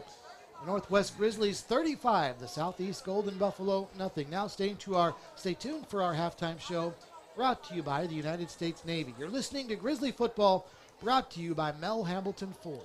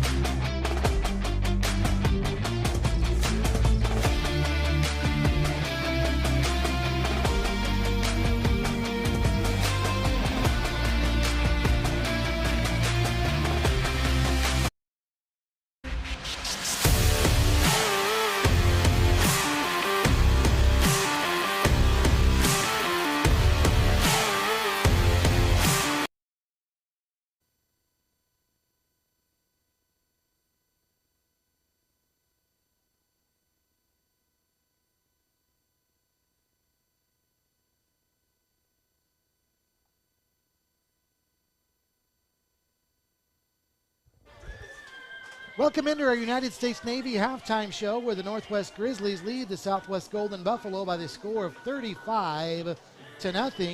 Hey, we've got some entertainment going on out at midfield, so let's just turn down our mic and direct our attention out toward midfield and watch the Grizzly dance team and listen in.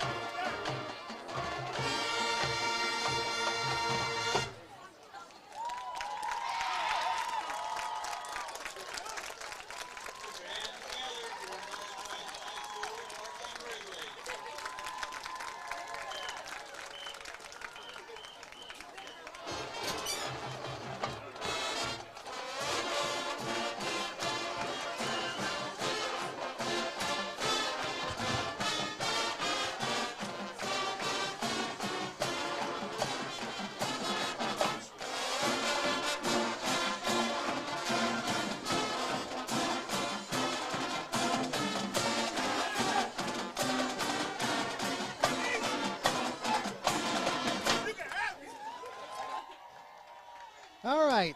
Hope you enjoyed the Northwest Marching Band and the folks here at Grizzly Stadium enjoying the scoreboard site, which has 35-0. Northwest with the lead. Steve Strain and Kevin Arkin with you at Grizzly Stadium. This is week 1 of the Class 6A football playoffs, and all Northwest in this 4 versus 13 matchup.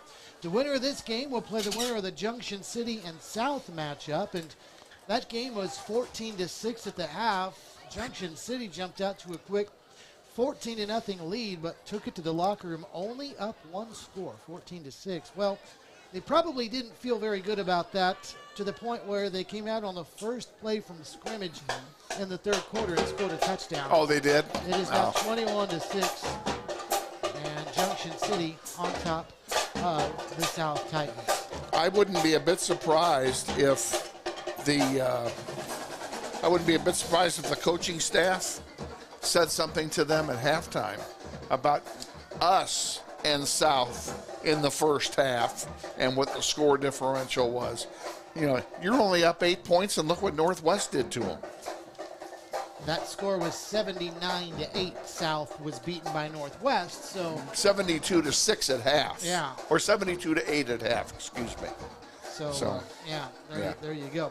All right, this is our halftime show brought to you by the United States Navy. Our thanks to the U.S. Navy for sponsoring Grizzly football on radio this season. We also like to thank our friends at Mel Hambleton Ford, and we will be, of course, on radio as well next week and throughout the rest of the season on ESPN Wichita. No radio tonight. We are YouTube only, but we enjoy the time we spend with our friends at Mel Hambleton Ford on radio, and don't forget that they close at 5 o'clock now on Saturday. So if you're out to do your car shopping tomorrow, get to Mel Hambleton Ford well before 5. That's when they close. Did you talk to Lisa this week? I have not talked to Lisa. So you don't have any new news from the Mel Hambleton Ford family for us? They are gearing up for the holidays, I can tell you that, with all kinds of different things. They've also had the release of a couple of different Ford vehicles here in the last few weeks, including the new Mustang that will be out early next year. I've heard about that. And just a lot of exciting things. I'll tell you the thing I like about Mel Hambleton Ford is the car wash that they have. When you go into the service bay for service, they'll run you through the car wash absolutely free. That's awesome stuff. Yes. And they want your service business because they want to maintain your vehicle. Well, of course. And keep it in peak running condition as only a dealer can do. They do a wonderful job of that as well. 35-0 Northwest with the lead here on our United States Navy halftime show. Kevin, you've got some numbers. I have a few numbers I pulled together here while the band was playing. Just a couple of offensive numbers for Northwest. Sincere Thompson, 125 yards on the ground in the first half, and Deuce Bohannon, 46 yards but 2 touchdowns for Bohannon in the first half. And passing, Glasper, I didn't get a chance to calculate his percentage of completions, but he has 98 yards in the air in the first half. And, given the score and the way the game has gone, we really haven't needed any of those 98 yards to get where we are. So, that's kind of like a lucky strike extra, if you will. And there may not be a whole lot Jace Glasper throwing in the second half either, with the Grizzlies leading by the score of 35-0. In fact, which leads us to this. Kevin's keys to the second half, brought to you by Central Auto Repair and Electric, where you can leave your keys with them. They'll give you a ride where you need to go while they fix your car.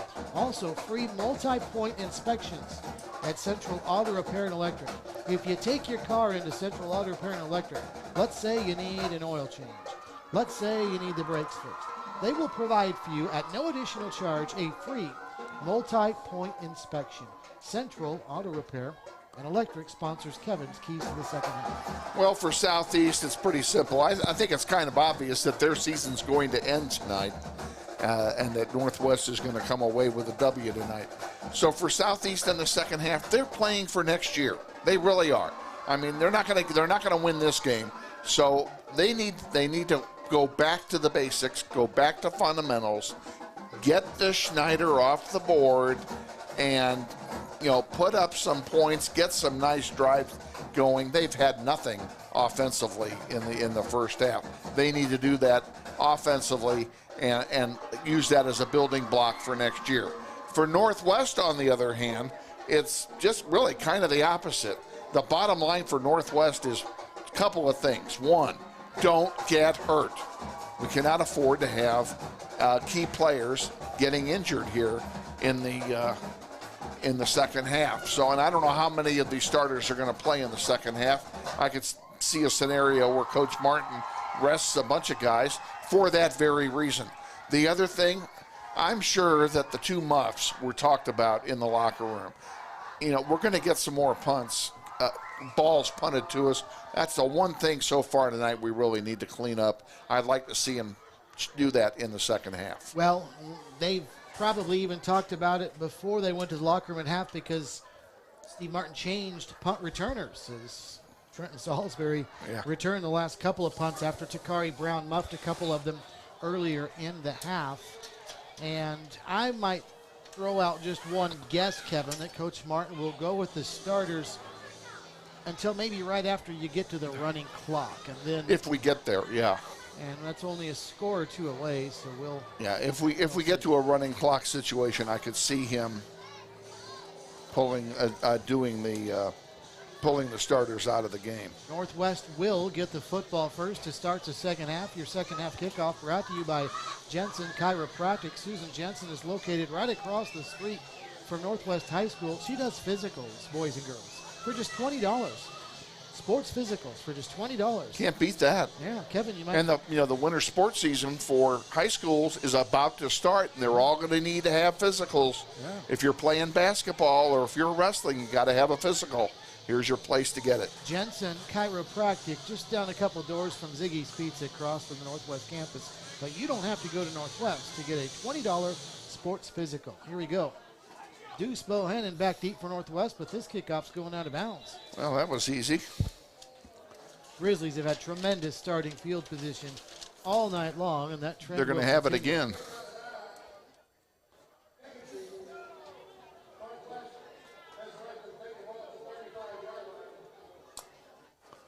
So from the 35 it is, and here comes the Grizzly offense, 1st and 10, leading 35-0. And now the Grizzlies are going to march over to the near hash.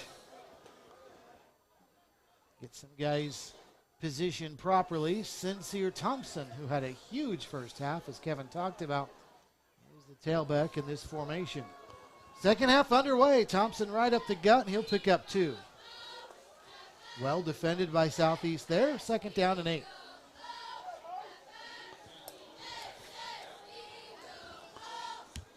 Maurice Manshaw on the stop right there, starting linebacker. Now here's Deuce Vaughn.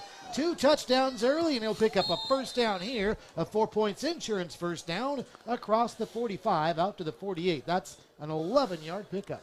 Bohannon took the ball, went due right, cut up field, and nobody was in front of him for 10 yards. Maybe that's Deuce right in that case. Something like that. Glasper zone read. He's got space. He's into Southeast territory. There he goes. Free. He is off. He will score. 53 yards. 41-0 Grizzlies. Boy, what a good decision by Jace Glasper right there. And I think, Kevin, that was set up by the success of Sincere Thompson, who he faked the handoff to. And naturally, the defense is going to get their attention directed toward him. Oh, they bid on that fake. It was a beautifully done fake by Glasper to Sincere Thompson. Everybody went after Thompson. Tyler Smalley's extra point is through. 11:21 to go here in the third quarter. 42-0 Northwest. We'll take a timeout. This is Grizzly football presented by Mel Hamilton Ford.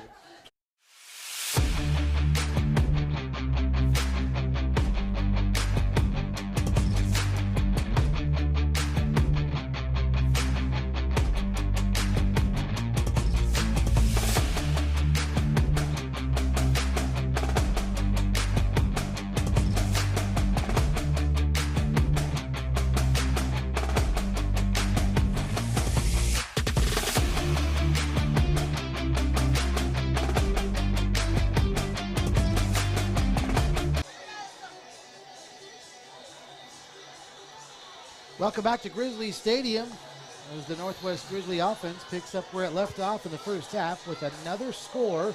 Jace Glasper taking one to the house. And the Grizzlies now lead 42-0. For Glasper, by the way, that was his 6th rushing touchdown of the season. Tyler Smalley kicks one into the end zone.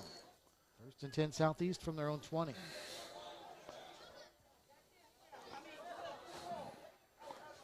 Again, I think the Southeast Golden Buffalo, Kevin, you were talking about wanting to do some positive things to build on going into the offseason because their season will come to an end tonight. And Kevin, I think part of the reason that's even more important for them is because they have not won since week 1 of the season. Know.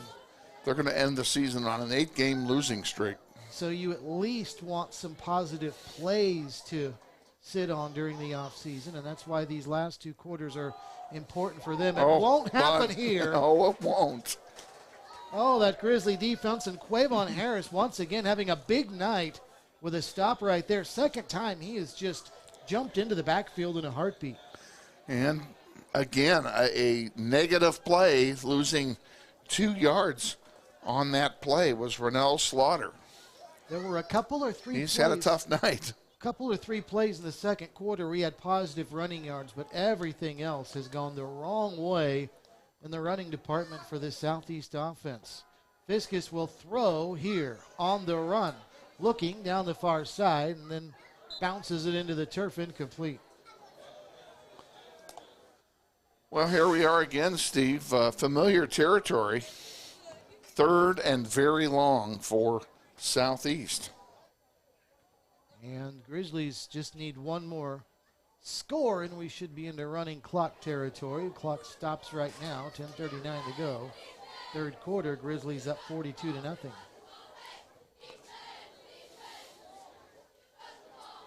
Southeast, as Kevin pointed out, has been behind the chains all night long. There's a little hard count that'll move them forward 5.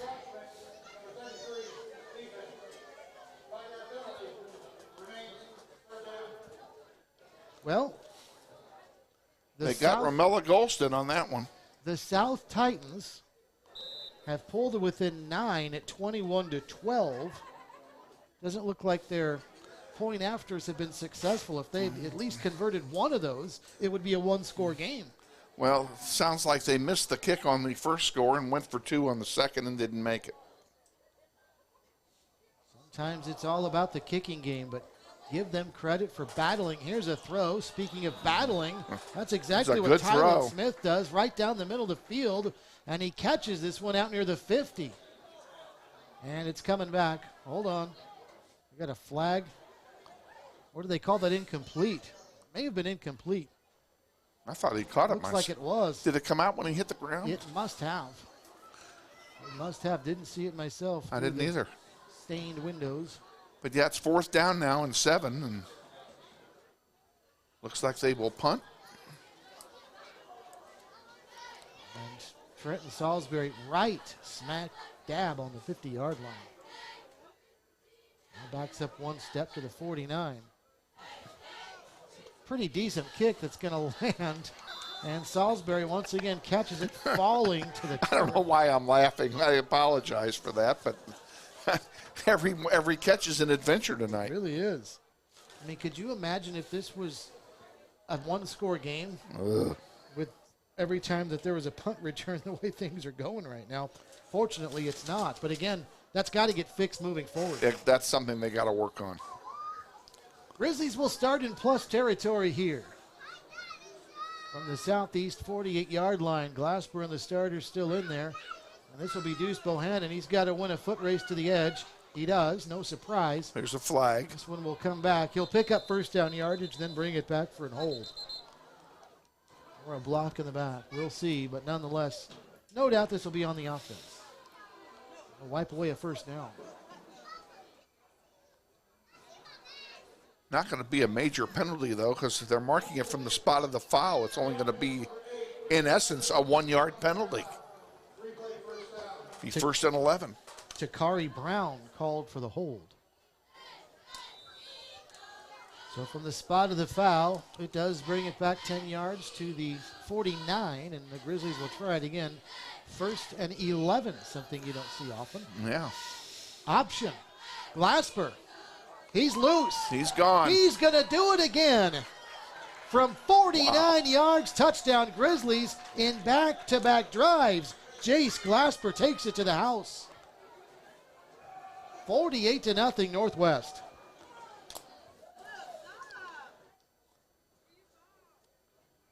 Well, he just made that look easy. He did make that look easy. And the last touchdown, 2 touchdowns ago now, was a zone read. That one was an option keeper, and no question he made the right decision there.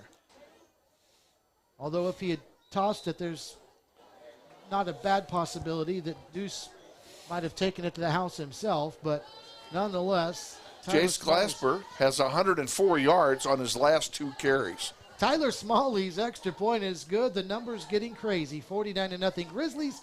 This is Grizzly football presented by Mel Hambleton Ford.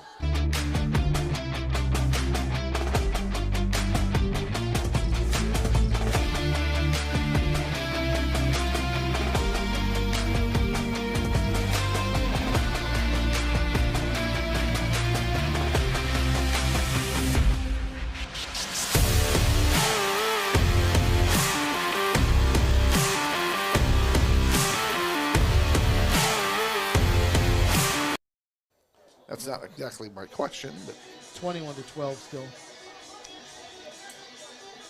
Early third quarter, Grizzlies up 49-0 now, and we think we ventured into running clock territory after this kickoff. we played 2 minutes and scored 14 points. That's efficient. That is efficient. And it's Jace Glasper with his running ability. Came into the game, Kevin, with 5 rushing touchdowns all season. He's got 2 on the last couple of plays for the Grizzlies. That's exactly right. Last couple of drives, I should say. Now this will be Carlos Porter returning one down the far side. He'll cross the 20 and make his way out to about the 24-yard line. 21-12 at last check. Junction City over the South Titans. The winner here, which looks like it will be Northwest, will play the winner of that one. Junction City, though, was off to a 14-0 lead. They've been outscored 12-7 since. So South is hanging around, and that game is also moving quickly, Kevin. They're already into the fourth quarter. Wow, that is moving fast. A lot of scores here, and we are early third. And Northwest takes a timeout. That's interesting. After a kickoff, a little bit unusual. Steve Martin will talk about things. And again, defensive coordinator Mark Marinelli, who normally is down on the field, is upstairs. He's right over there next to us tonight. He's got the headset on and he's chattering. And you know what? With this kind of success, he may be up here next week. So the Grizzlies call the timeout after a kickoff to get set for this next series. See if they can keep that goose egg up on the board. Well, it'll be interesting, Kevin. Of course, we still have next week to get through, but so much attention, I think, will be directed towards the game 2 weeks from tonight, where it if we're in it, is a highly likely possibility the Grizzlies will be going to Manhattan. Of course, you still got to play the game, but you would think that the Grizzlies can't help but have that in the back of their minds. Well, they've got to have it. And, you know, everything is pointing toward Northwest going back to Manhattan. First of all, we are undefeated at home this year. And Junction City's not putting up the kind of points that we would normally put up. Here's a pass to the near side, and Ben Heidebrecht is the one who catches it. He had a pick 6 2 weeks ago. He almost gets one there deep into Southeast territory. And, Kevin, the clock is running, by the way, when it normally would not be. So we are in a running clock zone now, and the Grizzlies are in the red zone after Ben Heidebrecht gets the interception. It almost looked like Heidebrecht was the intended receiver because there were no Southeast players anywhere near him. Now, the Grizzlies look for the quick score now after their second interception of the evening, and Jace Glasper will Drop back with a man behind him. That's Thompson. And Thompson's got the handoff, stutter step to the 5, spinning around out of tackles, thrown down at the goal line, just shy of it at the 1. Oh, and Sincere jumping up and down. He wanted the He score. wanted the score bad. Maybe he'll get it here. First and goal after a 4 points insurance, first down. He'll get the call. He's got it. Touchdown, Grizzlies. Sincere Thompson from a yard out. And the Grizzlies tack on 6 more. It's 55-0. Well, you liked, Steve, you're the one that likes to say it. I'll let you say it. The route is on. You've said it. For those of you that are wondering, it was 31-9 opening week of the season at Bishop Carroll. Northwest was leading third quarter.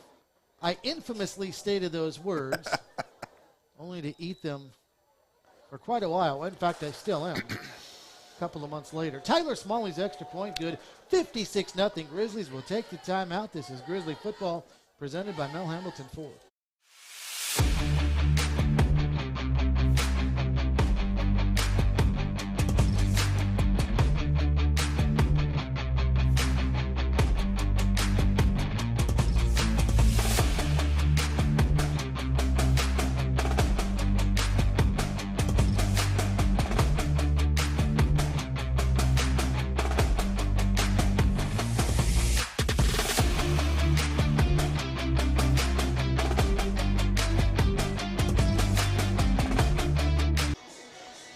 You must have done kicking something. Unit coming back out onto the field, 56-0.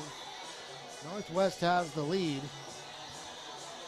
And Northwest just pouring it on here in the second half and really doing it on the ground as we suspected, already up 42-0, 35-0, excuse me, at the half. They've kept it on the ground. They got the help from the Heidebrecht interception. And now this is a short kick that Southeast better fall on, and somebody does come and scoop it up and ends up getting a pretty good return. And that's going to be a guy that's been very busy tonight, Tylen Smith, who brings it out near the 40, across the 40. Smith returned that for nearly 20 yards after he picked it up. A nice run up the sideline. Well, at first it was a little scary for Southeast when that ball is bouncing around on a kickoff, but then he ended up having a bounce that he was able to run forward and catch it on in stride. And this, Steve, is the best field position for a drive start for the Buffaloes tonight. Their own 42-yard line. Well, that was actually the muffed punts, I think, gave them situations. Well, I'm talking where they about probably from a started kickoff better. perspective. Oh, from a kickoff, Yeah. absolutely. No question about Look it. at this. Quavon Harris in the backfield again. He's been in the backfield more than Ronell Slaughter has almost. And, you know, Slaughter's offensive stats are taking a beating tonight. Thanks in large part to number 34 for Northwest. Start of the night, 4th on the team in tackles. He's chasing Ben Heidebrecht now, and Peyton Dean, who led the team starting the night. He's been that good. And I think Jace Glasper, Steve, is going to be done for the night because Diego Gutierrez is warming up here on the sideline. And that might be the case for a lot of Grizzly starters. There we go. And Quavon Harris good laid out fake. somebody again. Unfortunately, it wasn't the ball carrier on a play action, and then rolling out, Fiskus throws it incomplete. That was a great fake by Fiskus. He sure had both of us going for a moment. Well, and you could actually hear that pop from up here Yeah. when Harris laid the leather on Slaughter, the running back. Slaughter's taking a beating even when he doesn't have the football. He'll sleep good tonight. Now, he's a tough guy because he continues to get the ball handed his way, and he has shown no ill effects. This is just a good Grizzly defense. And now Fiskus under pressure has to pump fake and throw it out of bounds on the run. And a flag has been thrown down in the middle of the field in the air of a hole. Or did it not get to the line of scrimmage? That's what it. That's what the flag was for, and they picked it up. It was intentional grounding, and because the ball barely made it to the line of scrimmage. Clock is running. 4.5 to go, third quarter. Northwest about to get the football back. 56-0. Let's see if we can have a good, clean catch with no drama here by Trent Salisbury. That's about the only fun we have left in this one right now. The Grizzlies have muffed a couple of punts, and then Salisbury's fallen to the ground, holding on to the ball, but made some catches in adventure. This one's going to probably let this one go. He'll bounce by him and end up taking a good southeast bounce and get dropped at the 22. 39-yard punt, no return. Clock running, 3:53 to go, third quarter.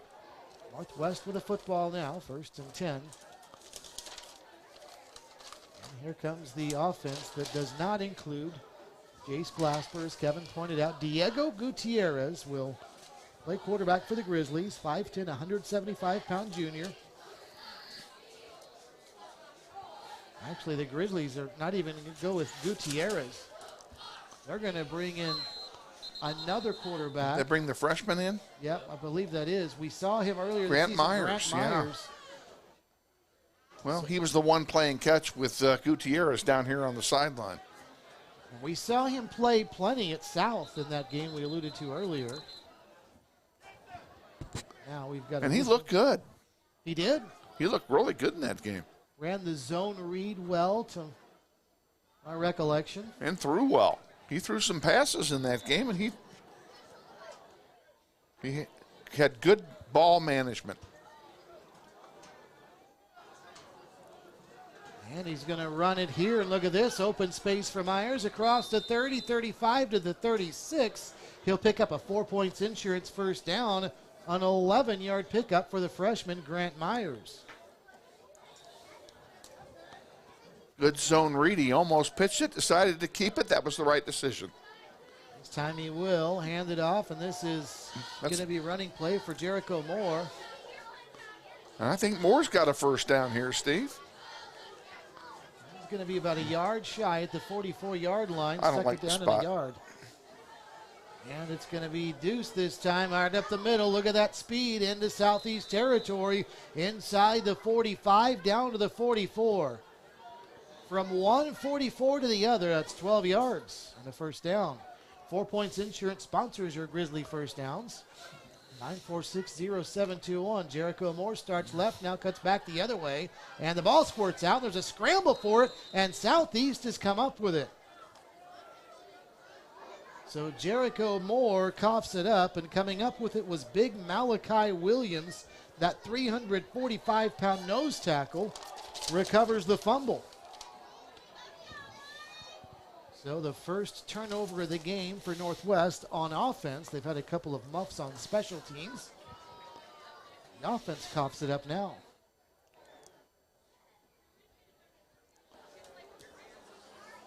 Approaching the final minute of the third quarter, 56-0, Northwest with the lead.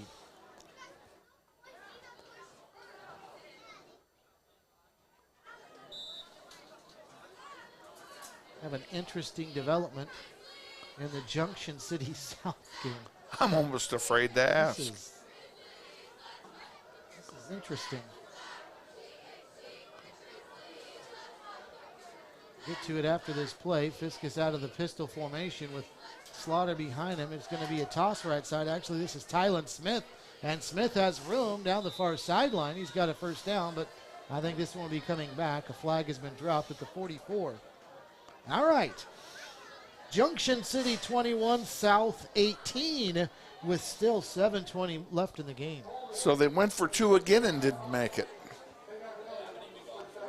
They really didn't need to that time, though. Well, it sounded better when I said it. but nonetheless, it's a 3-point game. The significance is, do they have faith they could kick a game-tying field goal if they needed to? And the answer is probably no. But how about the South Titans? They're hanging in there. On the road. Yes, they're hanging in there. Good for them. And we're at the end of the quarter, Steve. Let's take it to the fourth, boys and girls. 56-0 Grizzlies. This is Northwest Football presented by Mel Hamilton Ford.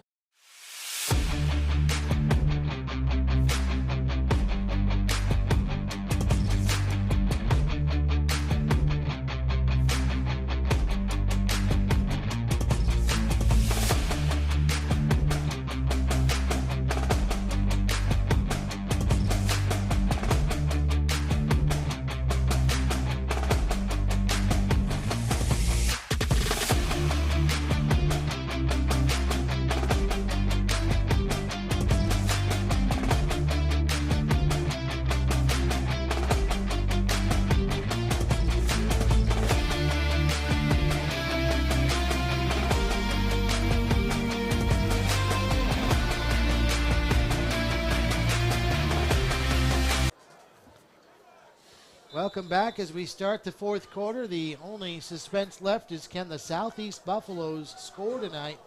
With a goose egg on the board right now, it is 56-0 Northwest. And Micah Fiskus is going to run a little zone read here and throw it, and he's going to pick up a receiver who's got first down yardage on the far side.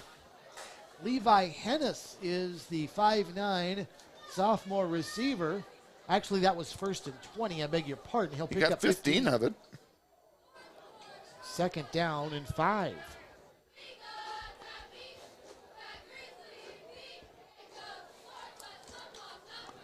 Grizzlies trying to preserve the shutout, and of course we'll keep you abreast on the goings on out in Junction City, where that thing's turned into a barn burner.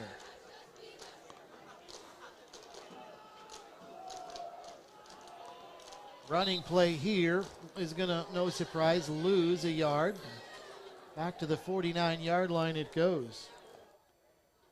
That would be one of the biggest upsets you'd have to think in the entire state. If South wins that game, that is a huge upset.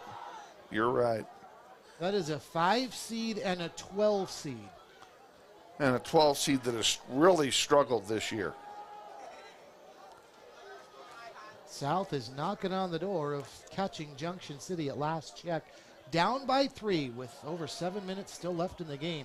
Little screen pass out to Tylen Smith. Started right now back to the left. Gets a good block. He's got a first down. He's into Grizzly territory and chased out of bounds near the 40-yard line. That's a pretty nice run after the catch by Tylen Smith there, Steve. He ran about 40 yards, but he got the first down. Going clear across the field and then cutting up the left side. To the 42-yard line of Northwest it is.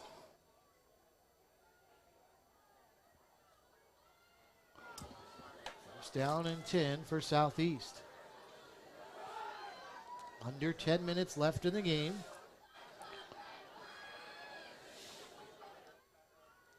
This will be a handoff right up the middle. And inside the 40-yard line is the ball carry, and the Buffaloes get some rare positive running yardage there. Tylen Smith on the carry. Brought down by Jamari Bland. Grizzlies going deeper than the 2 deep with their defense now. No surprise on that decision either. Bland at this point in the game. Bland is a freshman getting some quality game time here in this 56-0 Northwest lead. Smith again right up the middle. And he'll inch his way closer to first down yardage. 55 degrees right now here at Grizzly Stadium. Still not much wind at all. Boy, we've been fortunate without much wind tonight. Philip Gibbons in on that stop. Game time conditions brought to you by Joaquin Family and Cosmetic Dentistry, where they do implants. They treat patients of all ages, kids all the way up to senior citizens. They're at this corner of Central and Woodchuck. Joaquin Family and Cosmetic Dentistry. Run left side Slaughter. He's got the edge. He's got the first down. He's down near the 26. About a 9-yard gain for Slaughter. And that'll bring up third down. That actually might have been King Jones, the fullback. Only 31 carries on the season for him. Nonetheless, it's a Southeast first down. Things moving quickly now with the running clock. We're down near 8 minutes left in the game.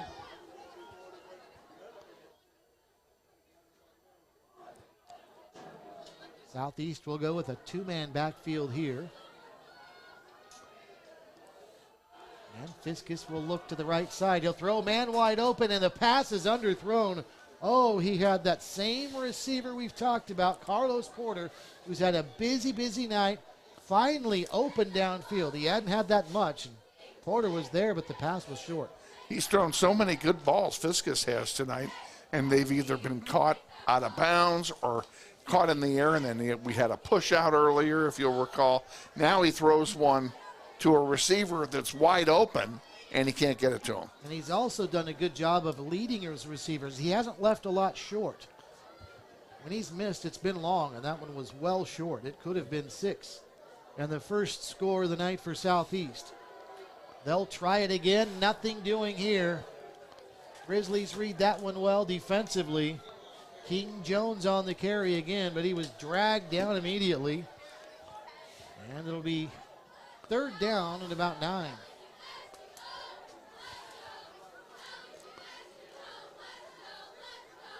Every time they have tried to run the ball against the middle of our defensive line, they've gone nowhere. That I don't know why they're continuing to run those plays, because they are not working. They can't be. We're winning the game in the trenches there. 3rd and 9, run play, left side, and the ball pops loose, and it's picked up by the Grizzlies, and they may have a scoop and score, and they will. Defensive touchdown for Northwest. Philip Gibbons picked it up and took it to the house.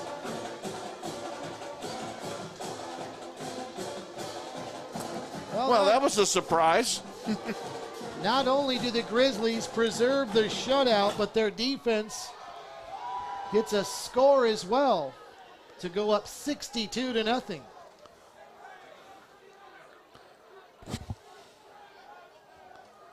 Well, I'm looking next door, and Mark Marinelli has a smile on his face, so I think we're okay here. That smile can go away quickly if this shutout is taken care of. So right now, though, yes, that's got to be a good feeling for him. But he wants this game to end with a goose egg.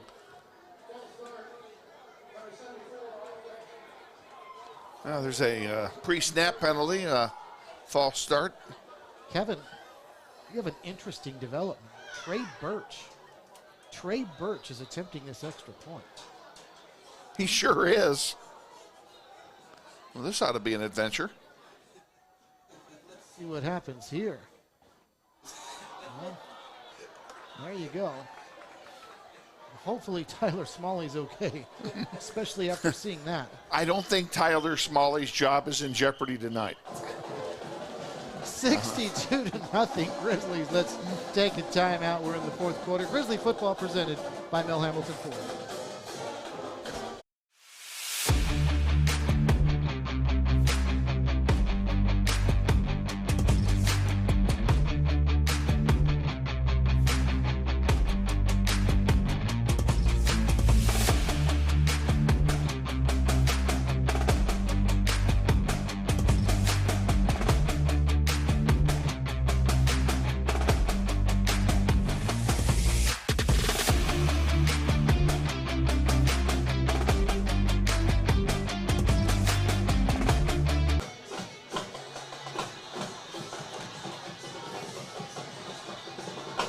Well, Braden Sauter's going to kick it off. All eyes are on the kicker here for Northwest, and it's Braden Sauter.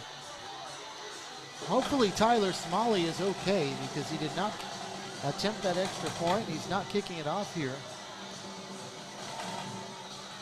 Smalley had been handling the kicking duties up until that extra point moments ago. You see him on the sideline. I don't. Looks like he's all right.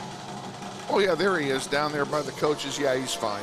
Braden Sauter's kickoff is going to be short. It's bouncing around. Grizzlies have a chance to fall on this. Heidebrecht nearly did. He did. He was very close. And that's what you call the Sauter special right there. Yes. He is notorious for the high, short kickoff with backspin. And if you don't catch it, it's anybody's ball. That's right. It's a free ball. And if they're not prepared for it, you know, if you see Braden Sauter out there, you got to be prepared for it, because that's what he is. That's what he's known for. That's his specialty. We are down to 2.5 minutes left in the game, 2:45 to be exact. So perhaps the last gasp for Southeast if they are to get on the scoreboard in this one. They have not shown much ability to get through this stingy Grizzly defense, even the second unit and third unit that's in there now. The Northwest defense has just been absolutely stifling all night.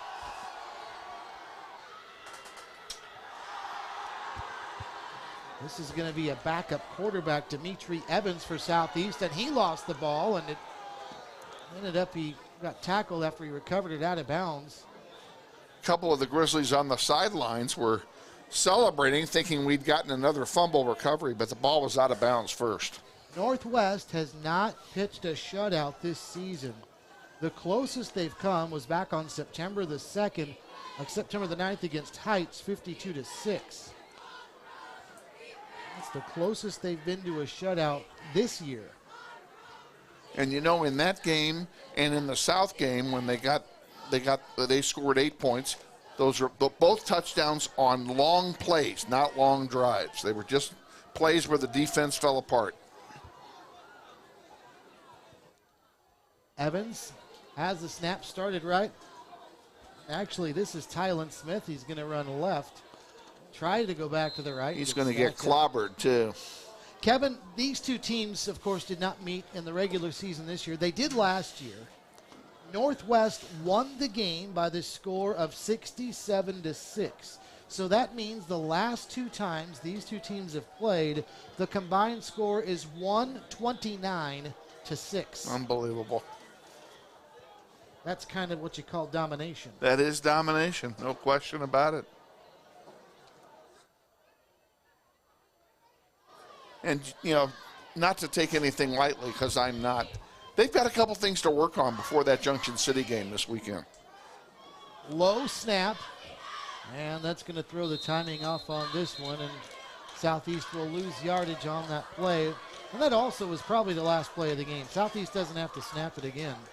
And one of their offensive linemen is running around holding his hand, and he looks like he's got a little banged up. I don't think they would be wise to run another play. They certainly don't have to. No, they don't have to run a play. There's only 12 seconds to go. They're going to run one maybe. Game clock is at 6. Southeast will run a play after the quarterback picks it up. Down he goes. That's it. The Grizzly defense pitches the shutout. Final score 62-0. Northwest moves on to round 2 of the playoffs. We'll tell you if it's South or Junction City that they play, and have more from our Hog Wild postgame show after this. You're listening to Grizzly Football, presented by Mel Hamilton Ford.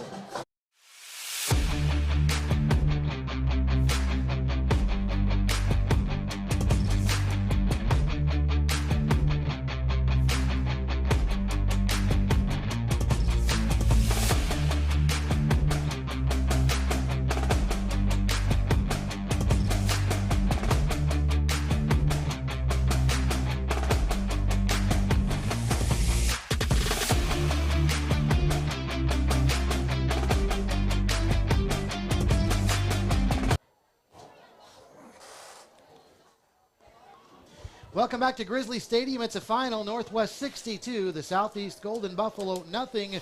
Northwest now improves to 7-2 on the season. Southeast season ends at 1-8. This is our Hog Wild Pit Barbecue postgame show. Hog Wild at the corner of 21st and Tyler sponsors Grizzly Football and Grizzly Athletics. Don't be late. They close at 8. I know it's after that now, but they'll be open again tomorrow. Hog Wild, 21st and Tyler. Stop by and see them. They're big supporters of Grizzly Athletics. Well, Kevin, the Grizzlies did exactly what they wanted to do here tonight. They jumped out early, got their big comfortable lead. They got to the second half, got the clock running, executed a lot of plays they wanted to well, and got out of here seemingly unscathed and healthy, and now on to next week against either Junction City or South. Depending on which one wins that game, which is still very close, it's winnable by either team. It really doesn't matter.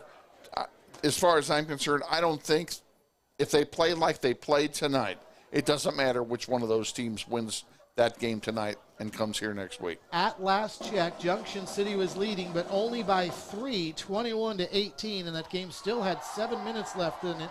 So we are trying to get an updated score right there as the South Titans hanging around, and give them credit on the road for the job that they've done tonight. But Kevin, back to this contest, we got a little bit of everything from the Grizzlies and everything well. Sincere Thompson ran the ball very well. He had a receiving touchdown as well. Then in the second half, Jace Glasper with 2 very long running plays for touchdowns. He had 6 rushing touchdowns coming into the game. He had 2 tonight, one of them on a zone read, one of them an option play, both of them all the way out near midfield. He executed them beautifully, and the Grizzlies didn't miss a beat without L.J. Phillips tonight. No, they did not need L.J. Phillips, and that was what Coach Martin was hoping for, is that L.J. could sit this one out without being missed, and it turned out to be exactly that way.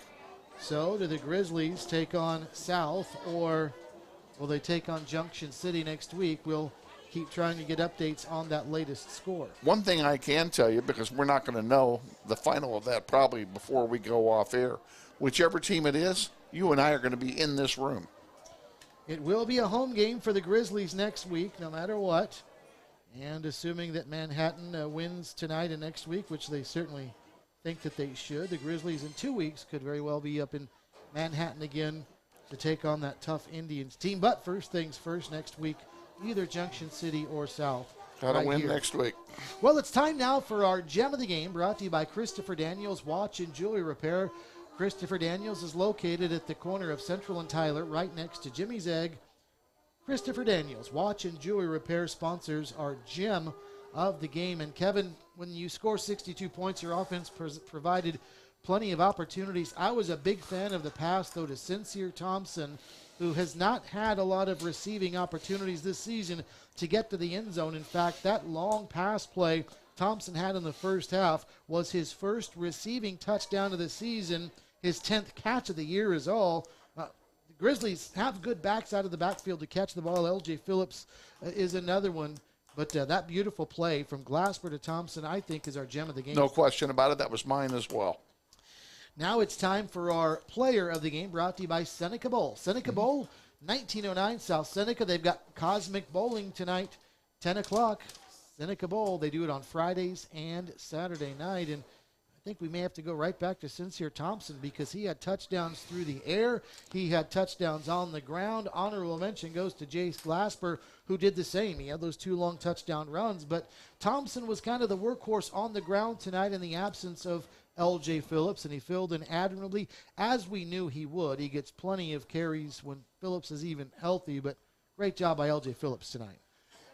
Thompson had over 130 yards of ground rushing yardage, plus, again, the long touchdown play, so nearly 200 yards of total offense. So you've got to give it to him. But what a great job by Jace Glasper tonight, not only on those 2 runs, but on his team management, ball control, everything, every facet of the game for a quarterback, he executed perfectly tonight. All right, still trying to get one last update on Junction City and South to see if South can not only pull off the upset, but do it coming from behind. They were down 14-0 in the first half, and then they pulled to within 3 at last check just moments ago. So we'll see if we can find an update. You know, it would be our luck, Kevin, that you get updates all through the night, then right before you go off the air. Well, they may not have an update to give us if no score has changed. And that could very well be the case. But Junction City trying to hold on and knock off the South Titans and move on. But we will all find out soon enough. Well, Kevin, we'll see you again here next Friday night. I'll be here with bells on. All right. Our thanks to the entire Grizzly student crew running the controls tonight on our YouTube channel. We'll also be back on ESPN Wichita next week, 92.3, so you can catch us on radio as well. Once again, our final score, Northwest 62 and Southeast nothing, as the Grizzlies move on in the Class 6A playoffs. For Kevin Arkin, Steve Strain saying so long and good night, everybody.